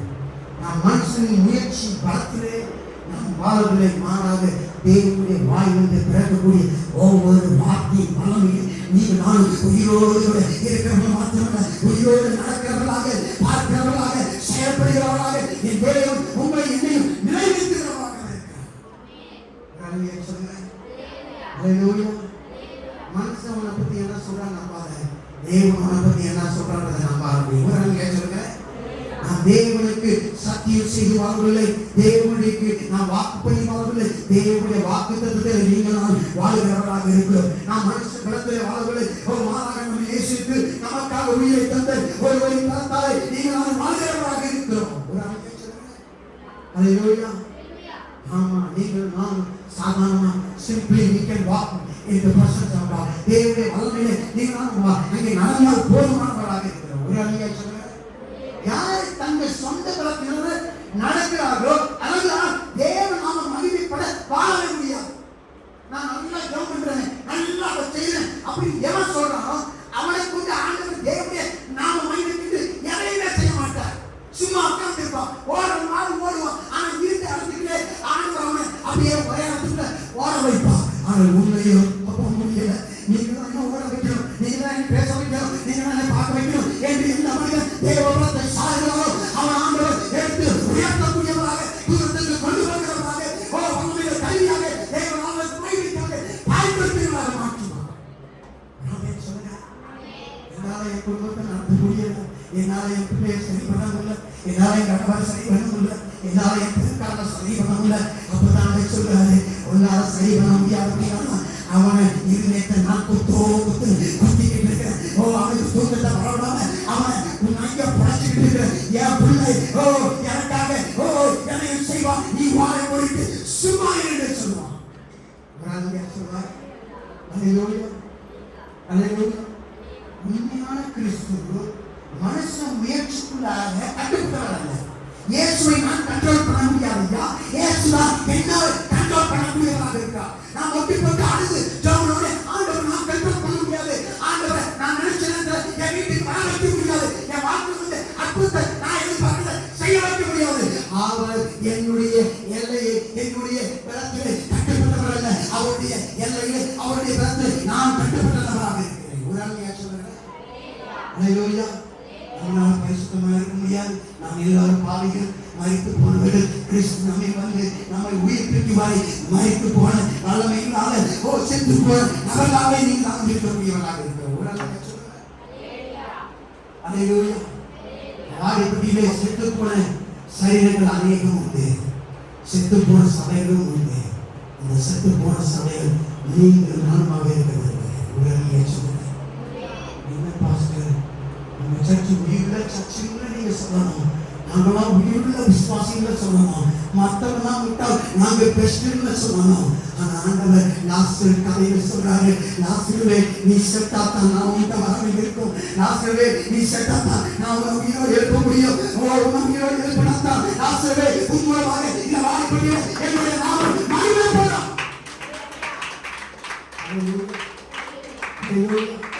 கிறிஸ்து மரித்து போன நம்மிடம்தான் வருகிறவராக இருக்கிறார். பாவியாக நம்மை தேடிதான் வருகிறவராக இருக்கிறார். நாம் அவரிடம் போக முடியாது. அவர் நம்மண்டை வரக்கூடிய தேவனாக இருக்கிறார். உடனே சொல்லுங்க அல்லேலூயா. தேவனை வெளியே வர சொல்லும் போது நீங்கள் நான் சத்தத்துக்கு செவி கொடுத்து வர வேண்டியவர்களாக இருக்கிறோம். மார்த்தாள் மரியாள் போன வார்த்தை சொன்னது போலதான் மார்த்தாள் வேகமாக சொன்னாங்க, நீங்க வந்திருந்தா என் சகோதரன் செத்துக்குள்ள போயிருக்க மாட்டானே. அதை நான் சொன்னேன், நான் வேணுமே வெயிட் பண்ணி இருக்கிறேன், உன் சகோதரன் சாகணும். என் வாழ்க்கை எப்படி இப்படி செத்து போச்சு, இப்படி உடஞ்சு போச்சு, சிப்பிடுங்க போச்சு, பார்த்து பார்க்கறதுக்கு கேள்வி பண்ற மாதிரி இருக்குது. இனி என்ன இருக்கு? சாவு மட்டும்தான் மிஞ்சி இருக்கிறது. நினைக்கிறாய தேவனே உன் வாக்குக்காக இயேசு வந்து அவருடைய நாமத்தை மகிமை அங்கே எழுப்புவதற்காக இப்படிப்பட்ட காரியத்தை செய்திருக்கிறார்.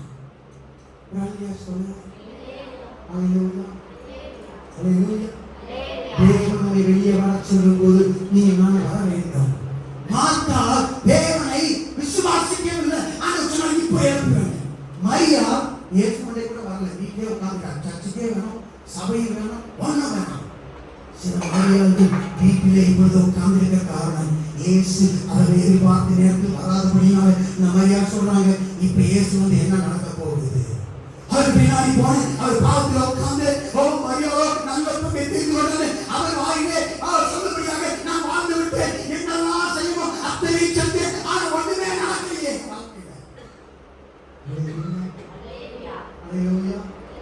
உண்மை சுற்றி இருப்பவர்களுக்கு தெரியும் தேவன் இயற்கைக்கு அப்பாற்பட்ட வல்லமையாலே நீ இப்பொழுது இருக்கிற இல்லைனா இப்போ உயிரோட உட்கார்ந்து இருக்க மாட்டேன். நீ இவளுக்கு இவ்வளவு தொகையை கொடுத்தாலும் பிரச்சனை கொடுத்தாலும் செஞ்சுக்கிட்டே இருக்காங்க என்று சொல்லி அவர்கள் பொறாமைப்படும் அளவுக்கு தேவன் தான் அவர்களை நினைத்திருக்கிறார். மற்றவர் அறிவுரையாக தேவன் வல்லமையை செய்ய விரும்புகிறார்.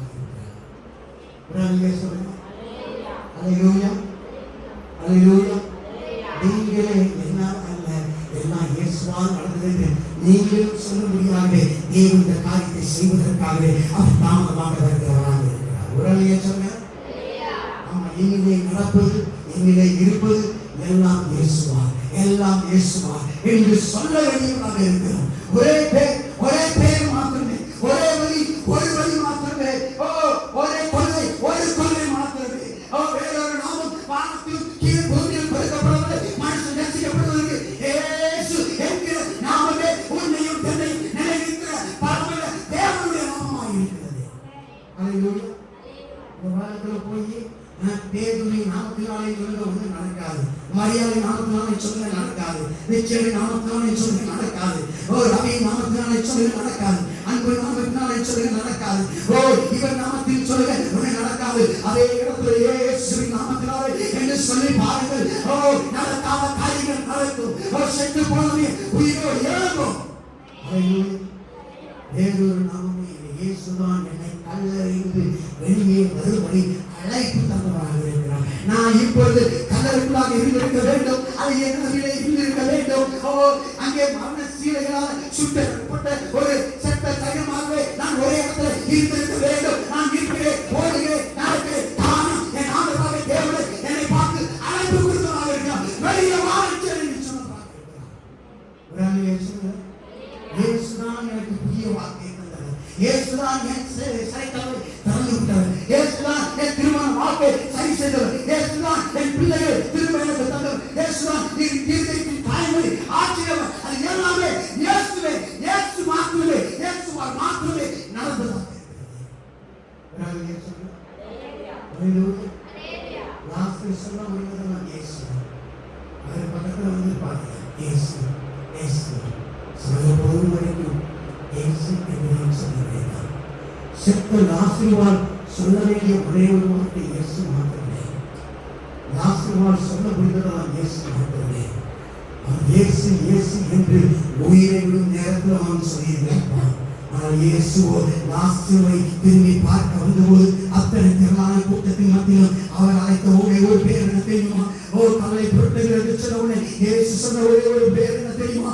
அதுதான் ஆண்டவர் சொன்னார், லாசருவே வெளியே வா என்று என்னை பெயரிட்டு அழைக்க வல்லவராக இருக்கிறார். சற்று போல லாசருவே என்று என்னை பேசி அழைத்தபின்னா நான் விட்டு கொண்டிருக்கிறேன்.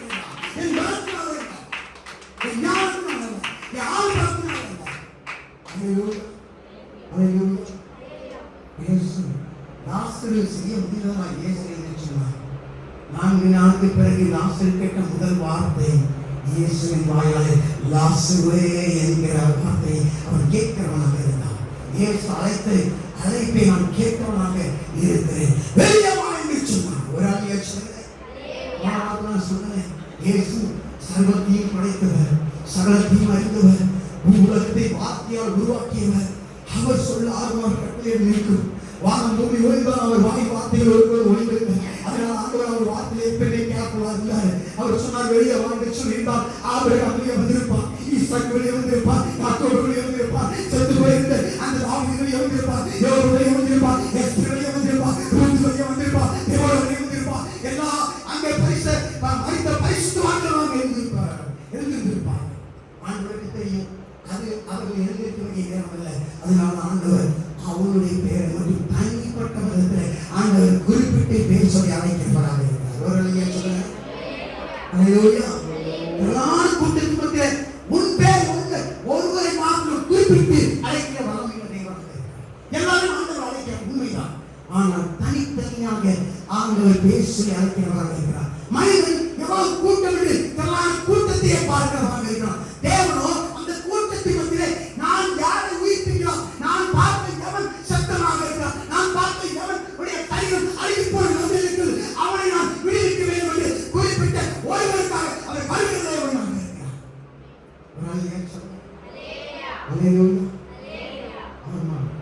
நான் வீட்டில் ஜீவனமாக இருக்கிறேன், என்னை விசுவாசிக்கிறவனை அவன் செத்து போயிருந்தால் அவன் பிழைப்பான் என்று சொன்னார். ஒரு அழிய சொன்னார். பிழைக்க காரணம் அவர் இயேசுவை விசுவாசிக்கிறவனாக செத்திருந்தபடினாலே.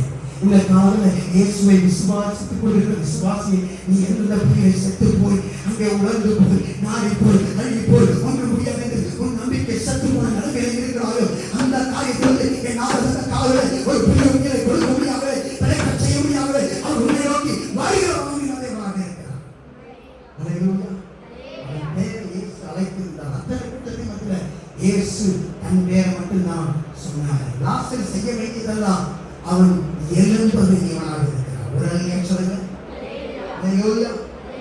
நான் அற்புதத்தின் மேல் நம்பிக்கை வைத்திருக்கிறேன், அற்புதம் நடக்கும் என்று இந்த காலையில் விசுவாசிக்கக்கூடியவனாக இருக்கிறேன். ஒரு அழிய சொல்லுங்க. அவன் இந்த நேரத்தில் என் ஆண்டவர் எனக்கு இப்ப கூட அற்புதத்தை செய்ய முடியும் என்று நான் விசுவாசிக்கிறேன். ஒரு அழிய சொல்லுங்க.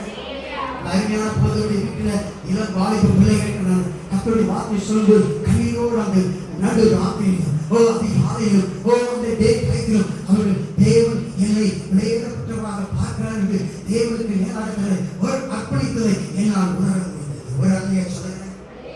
மீண்டும் இயேசுவை நோக்கி பார்க்க வேண்டியவராக நாம் இருக்கிறோம். ஒரு அழிய சொல்லுங்க. ஆமா, ஆண்டவர் உன்னை பார்க்கவே தேடி வந்த உன்னை தேடி வந்த தேவனாக இருக்கிறார். எல்லாருக்கும் அந்த ஒன்னு பேர் சொல்லி அனைவருக்கு உன்கிட்ட தனிப்பட்டவங்க வருவதற்கு ஆயத்தமாக இருக்கிறார். உன் வீட்டுக்கு வர ஆயத்தமாக இருக்கிறார். நீ சாப்பிடுற டேபிள் உட்கார ஆயத்தமாக இருக்கிறார். நீ படுத்து இருக்கிற அந்த அறையில அவள் உன்னோடு கூட இருக்க விரும்புகிறார். நீ நடமாடுகிற உன் வாழ்க்கைக்குள்ளாக அவள் உன்னோடு சேர்ந்து நடக்க விரும்புகிறார். உன் வீட்டை அவர் வீடாக நீ அவருக்கு கொடுக்கணும் அவர் விரும்புகிறார். உன் வீட்டுக்கு எல்லா கோயிலும் அவர் செயல்பட வேண்டும் என்று விரும்புகிறார். உன் சரீரத்தில் அவர் செயல்பட வேண்டும் என்று விரும்புகிறவராக இருக்கிறார். ஒரு அழியா சொல்லுங்க. ஆமா, தேவனாய் கர்த்தர் வேறு கூட்டத்தை அழைக்கவில்லை, உங்கள் ஒருவரைத்தான் தனிப்பட்ட விதத்தில் அழைக்கிற தேவனாக இருக்கிறார். ஒரு அழியா சொல்லுங்க. ஆனா எப்படிப்பட்டதுங்க நீங்கள் உங்கள் தங்கை வைத்தவர்களாக இருக்கிறீர்கள். எது உங்கள் வாழ்க்கையை அங்கே மாறாத நிச்சயம் உங்களை அங்கே இருட்டான அறையை பூட்டி வைத்து இருக்கிறது. இது நடந்த சாத்தியக்கூறு என்று சொல்லி நீ ஒருபோதும் ஆறவே ஆறாத காயம் என்று எப்படிப்பட்ட காயத்தை நீ வைத்திருந்தால் என் தேவனாகிய கர்த்தர் அதை இப்பொழுது ஆற்றுகிற வல்லமையுள்ள தேவனாக இருக்கிறார். திடீரென்று இயேசு உன் பெயரை சொல்லி அழைக்கிற தேவனாக இருக்கிறார். ஆண்டவர் லாசரு பார்த்து சொல்லல, லாசரு நான் இந்த டீச்சிங் உனக்கு கொடுத்தேன், இந்த பிறகு நினை கொண்டு 5000 பேருக்கு போஷிக்கும் போது லாசரு உன்னை நான் பார்த்து பேசினேனே என்று சொல்லி அவர் வியாக்கியானத்தை தீர்க்க தரிசனத்தை நிறைய மறைத்து ஆண்டவர் சொல்லல. ஆண்டவர் லாசரு பார்த்து, லாசருவே வெளியே வாங்கி சாதாரணமாக அழைப்பு கொடுத்தவராக இருக்கிறார். ஒரு அழியே சொல்கிறேன், உச்சமாக சொல்கிறேன். அல்லேலூயா. வசனம் சொல்லுகிறது, மக்கள் எங்கி இருந்து வந்து மேஜையில இருந்ததான இயேசுவை அவர்கள் பார்க்க வரவில்லை. இயேசுவோடு உயிரோடு இருந்ததான அந்த லாசருவை பார்க்க முடியாமல் மக்கள் அந்த வீட்டை நோக்கி வந்தார்கள் என்று சொல்லப்பட்டிருக்கிறது. ஒரு அழியா சொல்கிறேன், ஒரு நாள் என் மக்கள் இயேசுவை மாத்திரமல்ல உன்னையும் பார்க்கும்படியாக உன்னை வரும்படியாக நான் தேவன் உன்னை உயிரோடு இருக்கிற வல்லமையுள்ள தேவனாக இருக்கிறார். ஒரு அழியா சொல்கிறேன். அல்லேலூயா. அவன் மரணத்திலிருந்து உயிரோடு இருந்தவனாக இருக்கிறான். தேவனை வல்லமையினால. ஒரு அழியா சொல்கிறேன்.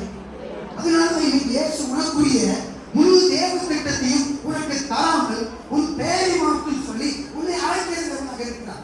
நீங்கள் சொல்ல மாட்டார், நீ வா இந்த வாடிப்படிக்கு போவ, ஒரு வீட்டில் போய் இருப்ப, அப்புறம் காயப்படி அங்கே சுத்துவ, அப்புறம் திருப்பி ஒரு நாள் வருவ, திருப்பி வாரமாக வருவ. அந்த டீலாம் எனக்கு தெரியாது, என் ஆண்டவருக்கு தெரியும்.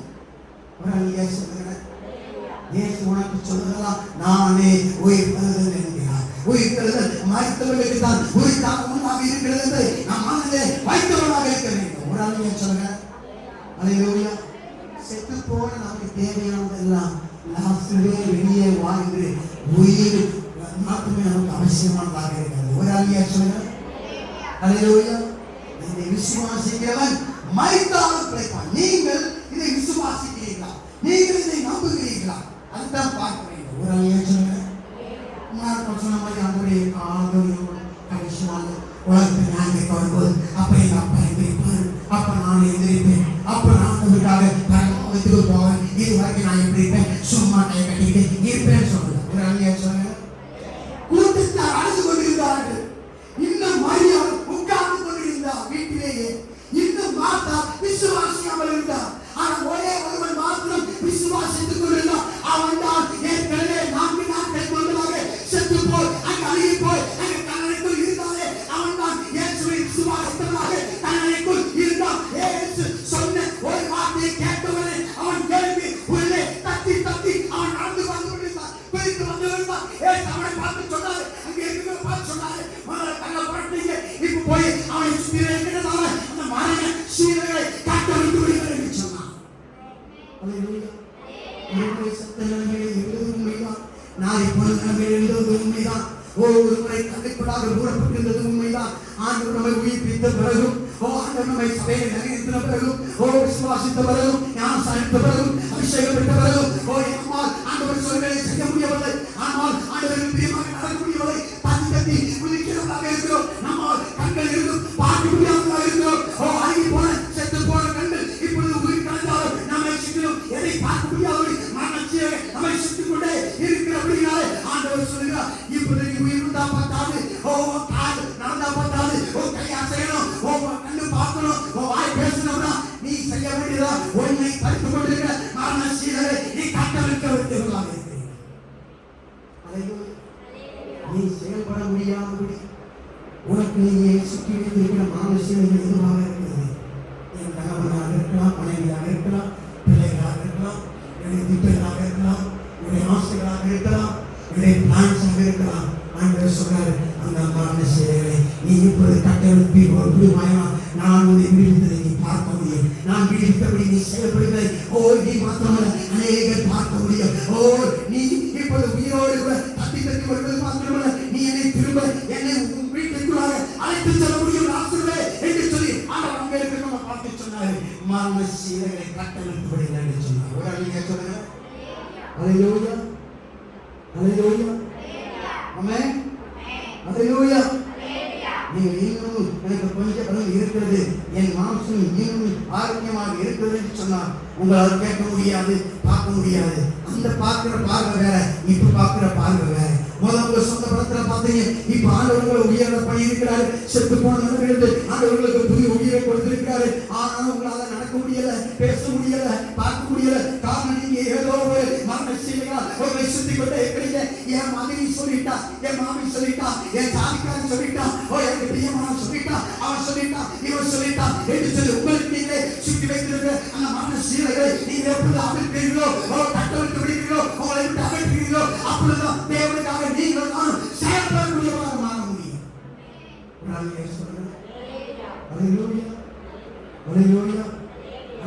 நான் சொல்லுகிற வசனம் வெறுமனே இருக்கும்போது அது அனுப்பிய காலத்தை செய்து முடிக்கும், செய்தே தீரும். என்ன சொன்னால் உன் மலடு ஜீவனை தரும்படி காரியமாக நடக்கும். நான் உனக்கு செய்ய போகிற நன்மையால் உன் வீட்டு மரங்கள் கூட புழு புழுந்து குழுங்க போகிறது, கனி தர போகிறது. ரோமர்களே, தேவ சிருஷ்டிக்காக, தேவ குமாரனுக்காக இந்த முழு சிருஷ்டிக்கும் காத்திருக்கிறது என்று சொல்லி அங்கே வசனத்திலே பவுல் சொல்லுகிறார். ஒரு அழகே சொல்லுகிறார். அல்லேலூயா. மனிதர்கள் பாவத்தால் இயற்கை எல்லாம் எப்போது தேவன் தன்னிட்ட வருவாரு நம்ம அப்படியே வெயிட் பண்ணிட்டே இருக்குது. போன சில வாரங்களுக்கு முன்னாடி நான் சொன்னேன், தானியேலை தூக்கி போட்டு போது தானியேல் ஜெபித்து தேவ பிரசன்னத்தில் இருந்தபடினாலே அவன் போகும்போது அந்த சின்னம் ஏற்கனவே இருந்த பழைய நம்பிக்கை திரும்பிச்சு. ஆறாம் ஏவல் இருக்கிற இடத்துல ஆண்டவர் எப்படி சிங்கத்தை கடிக்காதமாக ஆண்டவர் மாட்டினாரோ அதே போல தானியேல் போகும்போது ஆண்டவர் சிங்கையின் வாயை கட்டினபடினாலே அது இயற்கை நம்பிக்கை மாற்றினபடினாலே ஆனால் கடிக்க முடியவில்லை. எப்பொழுது தானியேல் அந்த சிறையிலிருந்து வெளியே வந்தாரோ, அந்த கடியிலிருந்து வெளியே வந்தாரோ, அப்பொழுது அந்த சிங்கமும் தேவ பிரசனம் இல்லாதபடி விழுந்து போன பாவ மனிதன் அந்த விழுந்த நிலைமையில அந்த இப்பொழுது இருக்கிற இந்த மிருகங்கள் மற்றபடி தீங்கு செய்ய அந்த நிலைமைக்கு மாறிவிட்டது. நீ ஜெபிக்கிறவனாக தேவ பிரசனத்தில் இருக்கிறவனாக இருப்பாயா? நீ எந்த டெட் சிச்சுவேஷனுக்குள்ள போனாலும் உயிருள்ள சிச்சுவேஷனாக அதை முன்னால் மாற்ற முடியும். நீ எந்த மனித நிலைமைக்குள் போனால் நீ போனவனே அந்த ஜீவனில்லாத சூழ்நிலையெல்லாம் ஜீவனுள்ளாக மாற ஆரம்பிக்கும். சில கிறிஸ்தவ வீட்டுக்கு போயிருக்கேன், நல்லா பரம்பரை கிறிஸ்தவனா இருப்பாங்க. போனா எங்கேயும் அப்படியே கொட்டாவி வரும், வார்த்தையே வராது. ஏன்னா பேசவே முடியாது, ஒரு வசனத்துக்கு கூட பேச முடியாது. அந்த அளவுக்கு ஒரு வாண்டேஜ், ஒரு தடை. அதிகாலையில அந்த ஆசீர்வாத டிவிலாம் பார்த்துட்டே இருக்கிறேன். நான் உபவாச ஜெபம்னா வீடியோ காலை ஜெபித்துட்டே இருக்கிறேன்.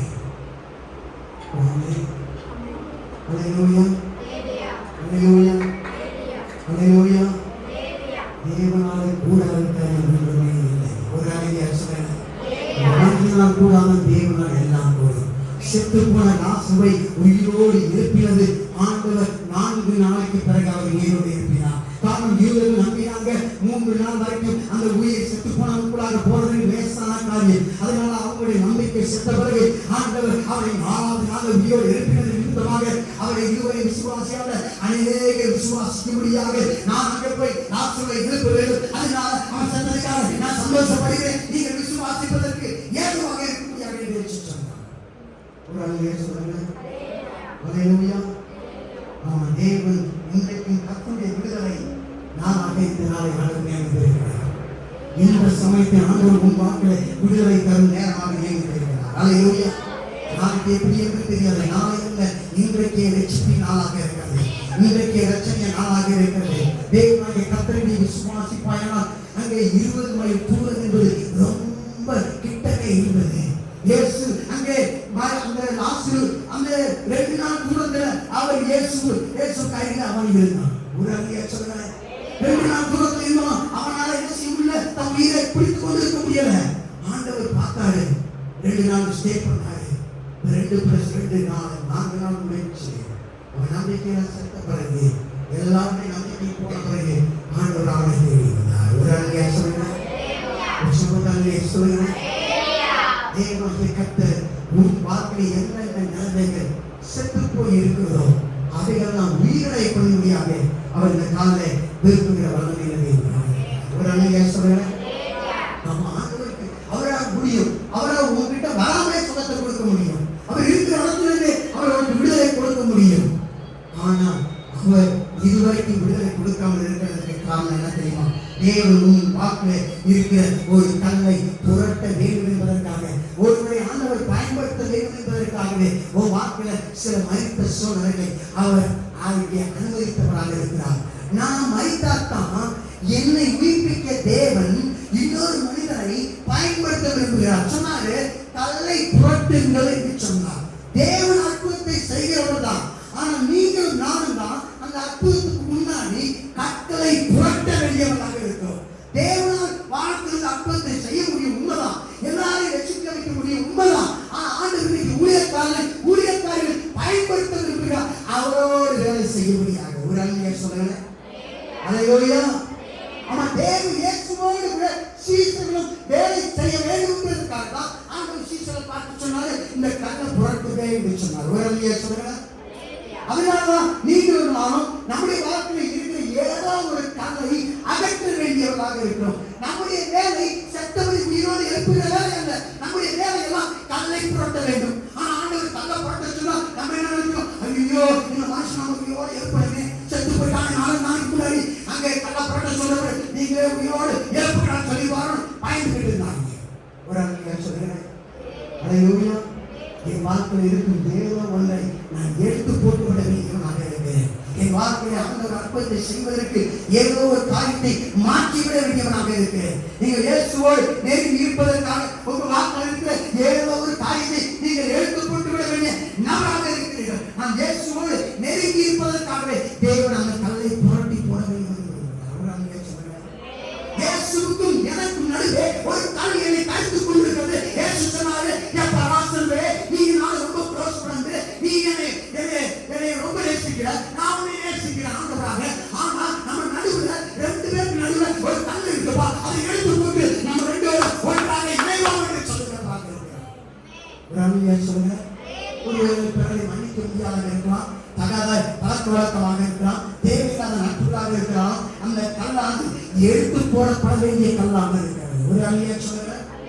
கல்லை எடுத்து போட வேண்டிய பொறுப்பானது மார்த்தாளுக்கு தாக்கப்பட்டது. ஆனா மார்த்தாள் சொன்னார், அங்கே வாய்ப்பாக வேண்டாம் ஆண்டவரே, நானும் ஆண்டவரே, அது ஈசு ஆண்டவரே. ஓ, கல்லை புரட்டினார், அது மற்றவர்களுக்கு அது நாட்டத்தை பொறுக்கும் ஆண்டவரே, அதுக்கு நாட்டம் எடுக்கும் வாழை வரும் ஆண்டவரே. மார்த்தாள் இயேசுவுக்கு ஆலோசனை சொல்லுகிறார். அந்த சரீரத்தை உண்டாக்குனதே அவர்தான். இயேசுவே இந்த சரீரம் நாடு அவருக்கு தெரியாதா?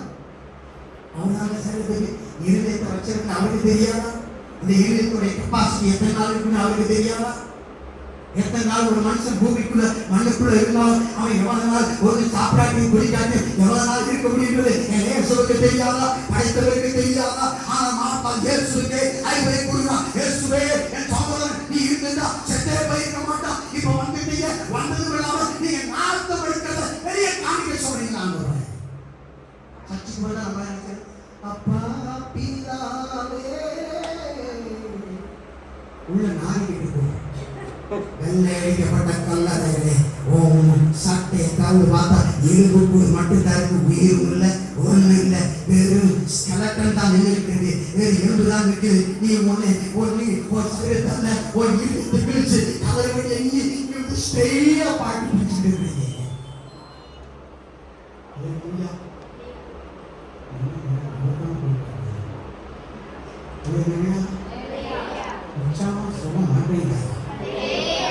உலகத்தை படைத்த கடவுள் இயேசுக்கே அட்வைஸ் பண்ணாவிட்டு. அல்லேலூயா. சில நேரங்களில் நாம் நமது கல்லை புரட்டுவதற்கு தயங்குகிறோம். hesitate to remove some stones in our life. உங்களுடைய வாழ்க்கையிலே சில கற்களை மட்டும் ஆண்டவரே இந்த கல்லை மட்டும் நான் கொடுக்க மாட்டேன் ஆண்டவரே, என் வாழ்க்கை இந்த டைம் மட்டும் நான் ஆண்டவருக்கு பிரியமாக செய்யறேன். அதனால ஆண்டவரே இப்ப மட்டும் என் வாழ்க்கையில வராதீங்க, ஆண்டவரே கண்ண முடிஞ்சாங்க, நான் இப்போ எனக்கு இஷ்டமான இடத்துக்கு போய் என்ன நான் சத்திக்கிறேன். யாருமே இல்லையே என் தாந்திக்கு மறைவாக ஒன்றுமே இல்லை. உன்னை நான் வெட்ட வெளிச்சமா நிர்மாணமா பார்க்கிறேன். ஓ உள்ளும் தெரியல பார்க்கிறேன். நீ தூரத்துல வரும்போதே எதுக்கு சர்ச்சுக்குள்ள வர்றன்னு பார்க்கிறேன். நீ எதுக்கு வர்ற அமைதி சாமியாரா ஓம சாமியாராட்ட எடுத்துட்டு ஓம கிருஷ்ண பண்ணிக்கிட்டு ஓம கூட கிடைக்கும் பெருசாலி வீட்டு கிடைக்கணும். நீ சபைக்குள்ள போய் என்ன செய்ய ஓ பெருசாலி செஞ்சுக்கிட்டு போய்கிட்டா இருக்கிற உனக்கு ஒரு முடிவை நான் வந்திருக்கேன் என்று சொல்லுங்க.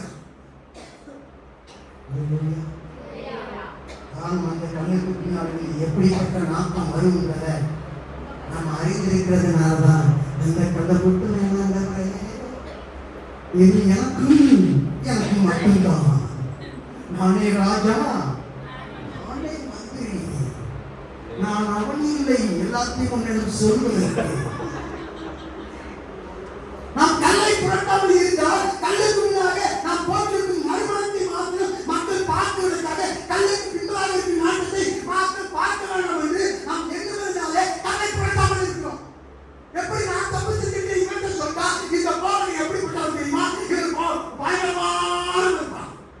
மோசம் மோசம் படு மோசம்.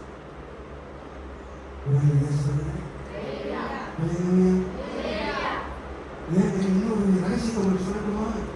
நீங்க சின்ன பிள்ளையில இருந்து நான் சின்ன பிள்ளைங்க எப்படி விவரம் தெரிஞ்சது, என்ன செஞ்சேன், என்ன பேசினேன், என்ன நினைச்சேன் அப்படிங்கிறத உங்க முன்னாடி மட்டும் இல்ல, என் அப்பா அம்மா முன்னாடி மட்டும் இல்ல, என் ஃப்ரெண்டு முன்னாடி மட்டும் இல்ல, என்னை தெரிஞ்சவங்க முன்னாடி மட்டும் இல்ல, உலகமே ஒரு நாள் அப்படியே பார்க்க போகலாம்.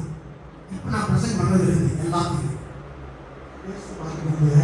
நீங்க என்ன நினைச்சீங்க, என்ன பேசுறீங்க, என்ன செஞ்சீங்க, திரைப்படத்துல கெஸ்ஸிங்க எல்லாருமே வரப்போகுது. அப்ப ஆண்டவர் சொல்றாரு, நான் உன்னை ஞாபகம் இருக்க மாட்டேன், என் வசனமே உன்னை ஞாபகம் இருக்க. ஐயோ என்னென்னமோ செஞ்சுட்டே இன்னைக்கு நல்ல மாதிரி உட்கார்ந்து இருக்கிறனே.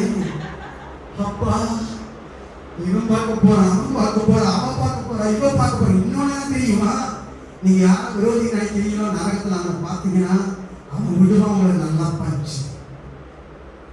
தப்பிக்கவே முடியாது. சொல்லுங்க அல்லேலூயா அல்லேலூயா. நமக்கு அற்புதங்களுக்கு முன்னால கல்லை நாம் நிறுத்தி அதை தடுத்தவர்களாக இருக்கிறோம். இன்றைக்கு நாம் தான் நம்முடைய அற்புதத்தை தடுத்துக் கொண்டிருக்கிறோம். ஒரு கல்லை வைத்து எப்போது அந்த கல்லை புரட்டுகிறதோ அப்பொழுது நம்முடைய அற்புதத்தை ஆரம்பிக்க தேவன் அவர் நம்மை நோக்கி வந்தவராக இருக்கிறார். ஆண்டவர் வந்துட்டாருங்க, என்கிட்ட கல்லை முன்னாடி பேசுகிறார், என்னை அழைக்கிறாரு. நான் வெளியே வரதுக்கு முன்னாடி வெளியே வர முடியல, காரணம் அங்கே தடை வைத்து இருக்கிறேன். சொந்த அக்கா தலையை போட்டார் சகோதரனுக்கு விரோதமாக. அற்புதங்களுக்கு கட்டளை நம் வாழ்க்கையில் ஏற்று வைத்திருக்கிறோமா? உங்கள் கட்டளை எடுத்து போட்டு விடுங்கள். 11ஆம் அதிகாரம் யோவான்ல 40 வருஷம் நீங்கள் தேவ மகிமை பார்க்க விரும்புகிறீர்களா? கல்லை அங்கே புரட்டுகிறீர்கள். ஒரு அங்கே சொல்லுங்க, பக்கத்தில் பார்த்து உங்க அற்புதம் உங்க கையில ஆண்டவர் வச்சுட்டாரு.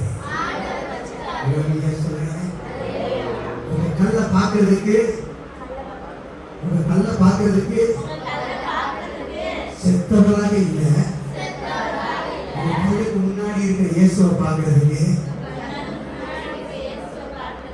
உயிரோடு அந்த வேலை புகழவராக இருக்கிறார். இயேசுவுக்கும் உங்களுக்கும் நடுவாக ஒரு கல் இருக்கிறது. உங்கள் கல்லைகளை எடுத்து விட்டால் நீங்கள் இயேசு மிக அருகில் இருக்க முடியும். நான் என் வார்த்தை தேவ மகிமை காண விரும்புகிறேன். விட வேண்டிய கல் எல்லாம் இருந்தால் நான் விட விரும்புகிறேன். முதலாவது வார்த்தை எடுத்து போட்டு விட வேண்டியவனாக இருக்கிறேன். சில காரியத்தை ஆண்டவரிலிருந்து என்னை பிரிக்கிற காரியத்தை என் வாழ்க்கையில் வேறாடு பிடிக்கி தூக்கி விடவனாக இருக்கிறேன். எடுத்து விட வேண்டியவனாக இருக்கிறேன். உடனே சொல்றேன். இப்ப ஆண்டவர் சொல்றாரு, லாசருவே வெளியே வா. அவன் வெளியே வந்தவனே எப்படி வர்றான்? கத்திக்கிட்டே பார்க்கணும். உடனே சொல்றேன். அல்லேலூயா. ஆமா, இங்க ஆண்டவர் உயிரோடு எழுப்பிட்டாரு. லாசரு என்று சொன்ன அந்த நிமிஷத்துல அவன் இருதயம்லாம் குடிக்க ஆரம்பிச்சிச்சு, கண்ணெல்லாம் பார்க்க ஆரம்பிச்சிச்சு, எல்லாம் செய்ய ஆரம்பிச்சிச்சு. இப்ப அவன் காது கேட்க ஆரம்பிச்சிச்சு. உள்ள இருந்து கேட்கிறவன் எல்லாரும் மனசு பேசிட்டு இருக்காங்க. நீண்ட நாட்கள் மறைத்து கிடந்த அந்த மனுஷன் தானே கால்களிலே அவன் உள்ளே அப்படியே காத்து போயிருந்திருக்க போகுது. நொண்டி அவன் வந்தவனாக இருக்கிறான். ஒரு சொல்லுங்க, அவனுக்கு தெரியல அவன் செத்து போயிட்டாமா, நம்ம கதவுக்குள்ள இருக்குமா, வீட்டுக்குள்ள இருக்குமா. ஏசு அங்கே இருக்கிறத பார்த்து நீங்க கல்லறைக்கு போய் அவனுக்கு டீ காஃபியெல்லாம் கொடுங்க, சாப்பாடு கொடுங்கன்னு சொல்லல. உள்ளே நீங்க போய் அந்த கல்லறை விட்டு வெளியே வர உதவி செய்யணும்னு ஆண்டவர் சொல்லல.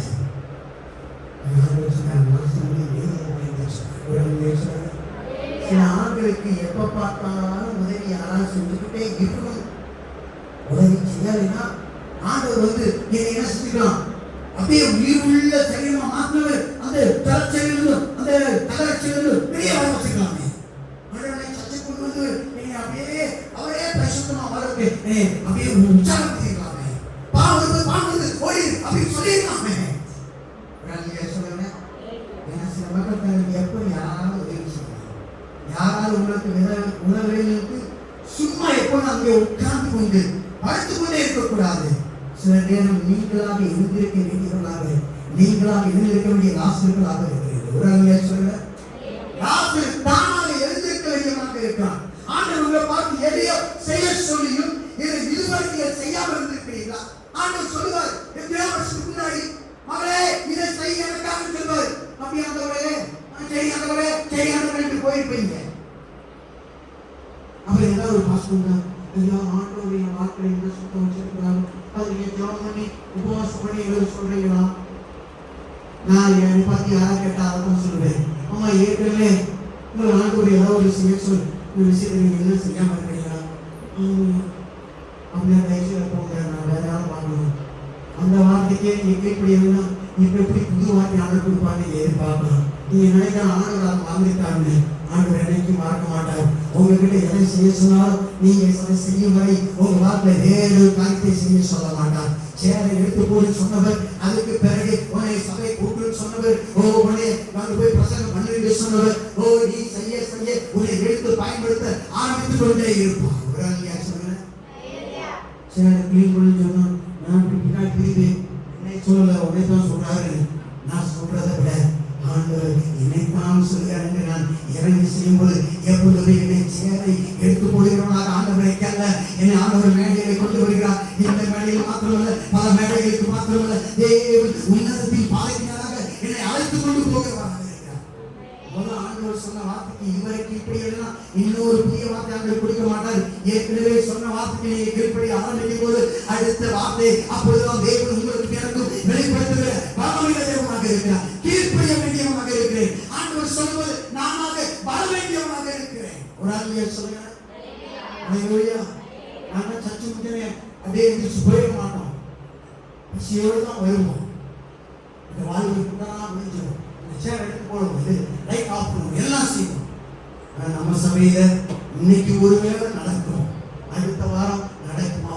அதுதான் தேவனுக்கு கேட்கக்கூடிய விஷயமா இருக்கிறது. ஒரு ஆளுமையை சொல்லுங்க. சொல்லுங்க, சேர கூட அரை மணி நேரம் கத்துறேன், இது சேர எடுத்து போய் சொல்லி பேசாம போயிருக்கலாம் ஐயா அப்படின்னு நினைக்கலாம் நீங்க. ஆனா அந்த சின்ன விஷயத்துல இருந்துதான் தேவனை பெரிய விஷயத்துக்கு மேல அழைத்து செல்கிறவராக இருக்கிறார். ஆண்டவர் ஒன்னிட்ட பேசினா நீ என்னைக்கு செய்ய ஆரம்பிக்கலையே, ஒன்னா பாடத்தை சொன்னீங்கன்னா ரெண்டாவது பாடத்துக்கு நேரம் ஒன்னைத்தான் ஆண்டவர் வெளியே கொண்டு வந்து பயன்படுத்த விரும்புகிறார். ஒன்னைத்தான் உயர்த்த விரும்புகிறார். நீங்க செத்து போனவராக இருந்தார், ஒன்னைத்தான் அவர் உயிர்களை பண்ணி வருகிறவராக இருக்கிறார். நீ உயிர்கள் புறப்பட்டா பத்தாது, நீ ஆண்டவருக்காக செயல்பட வேண்டும். ஆண்டவர் ஓட்டலாம் எதிர்பார்க்கக்கூடியவராக இருக்கிறார். ஒரு ஆளுங்க சொல்லுங்க. அல்லேலூயா. ஆமா, இயேசு அவர் சில வருடத்துக்கு முன்னாடி உனக்கு சொன்னதை நீ செய்யலைன்னா அவர் மாற்றிட்டாருன்னு நினைக்காதீங்க.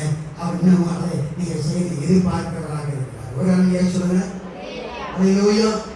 தேவனாகிய கர்த்தர் நம்மை கிரியை செய்கிறவராக இருக்கிறார். இரண்டாவது கீழ்ப்படிய வேண்டும். முதலாவது அவன் கல்லை புரட்ட வேண்டும். இரண்டாவது ஆண்டவருக்கு அவன் கீழ்ப்படிய வேண்டும். ஆண்டவர் செய்ய சொல்வதை அங்கே செய்து விடுங்கள்.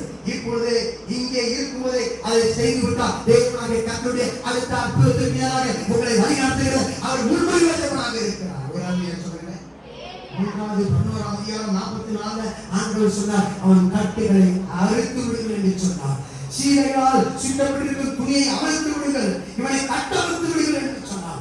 இங்கேதான் இயேசு கட்டவிழ்த்து விடும் வேலையை தனது பிள்ளைகளையும் அங்கே பயன்படுத்துகிற வல்லமையுள்ள தேவனாக இருக்கிறார். ஒரு ஆளுமையை சொல்லுங்க.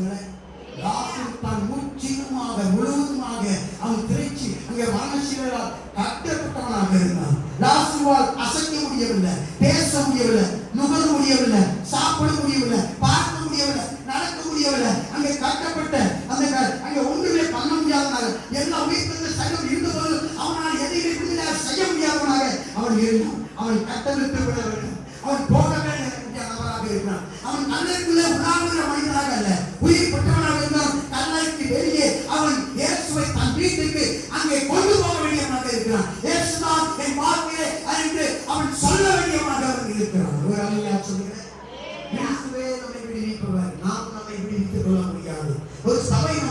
முடியாது. ஒரு போதகன் அதை விட்டு நிற்க முடியாது. பக்கத்திற்கு கிறிஸ்தவன் அதை விட்டு நிற்க முடியாது. இயேசு மாத்திரமே நம்மை விடுவிக்கிறவராக இருக்கிறார். ஒரு ஆள் சொல்றேன், அநேக இயேசுவை நம்பியிருந்த ஒரு இயேசுவை சந்தித்த பிறகு பெரிய சீடைகளால் துணிகளால் சுட்டப்பட்ட அங்கே சுட்டப்பட்ட மக்களாகவே இருக்கிறார். இயேசு சொல்கிறார், அந்த துணிச்சீலையை உங்களுக்கு அகற்றி போகிறேன் என்று சொல்லுகிற மாமியோடையவராக இருக்கிறார். அல்லேலூயா. நான் மக்களோடு இருக்கும்போது அநேக வாயை நான் முகர்கிறேன். நான் ஒரு போதகராக இருக்கிறதுனால சபைக்கு போகும்போது சில மக்கள் என்னிடம் சில வாடைகளை கொடுக்கிறார்கள். நான் சொல்லுகிறது சென்ட் வாடை, பவுடர் வாடை, அந்த வாடையை சொல்லுவேன்.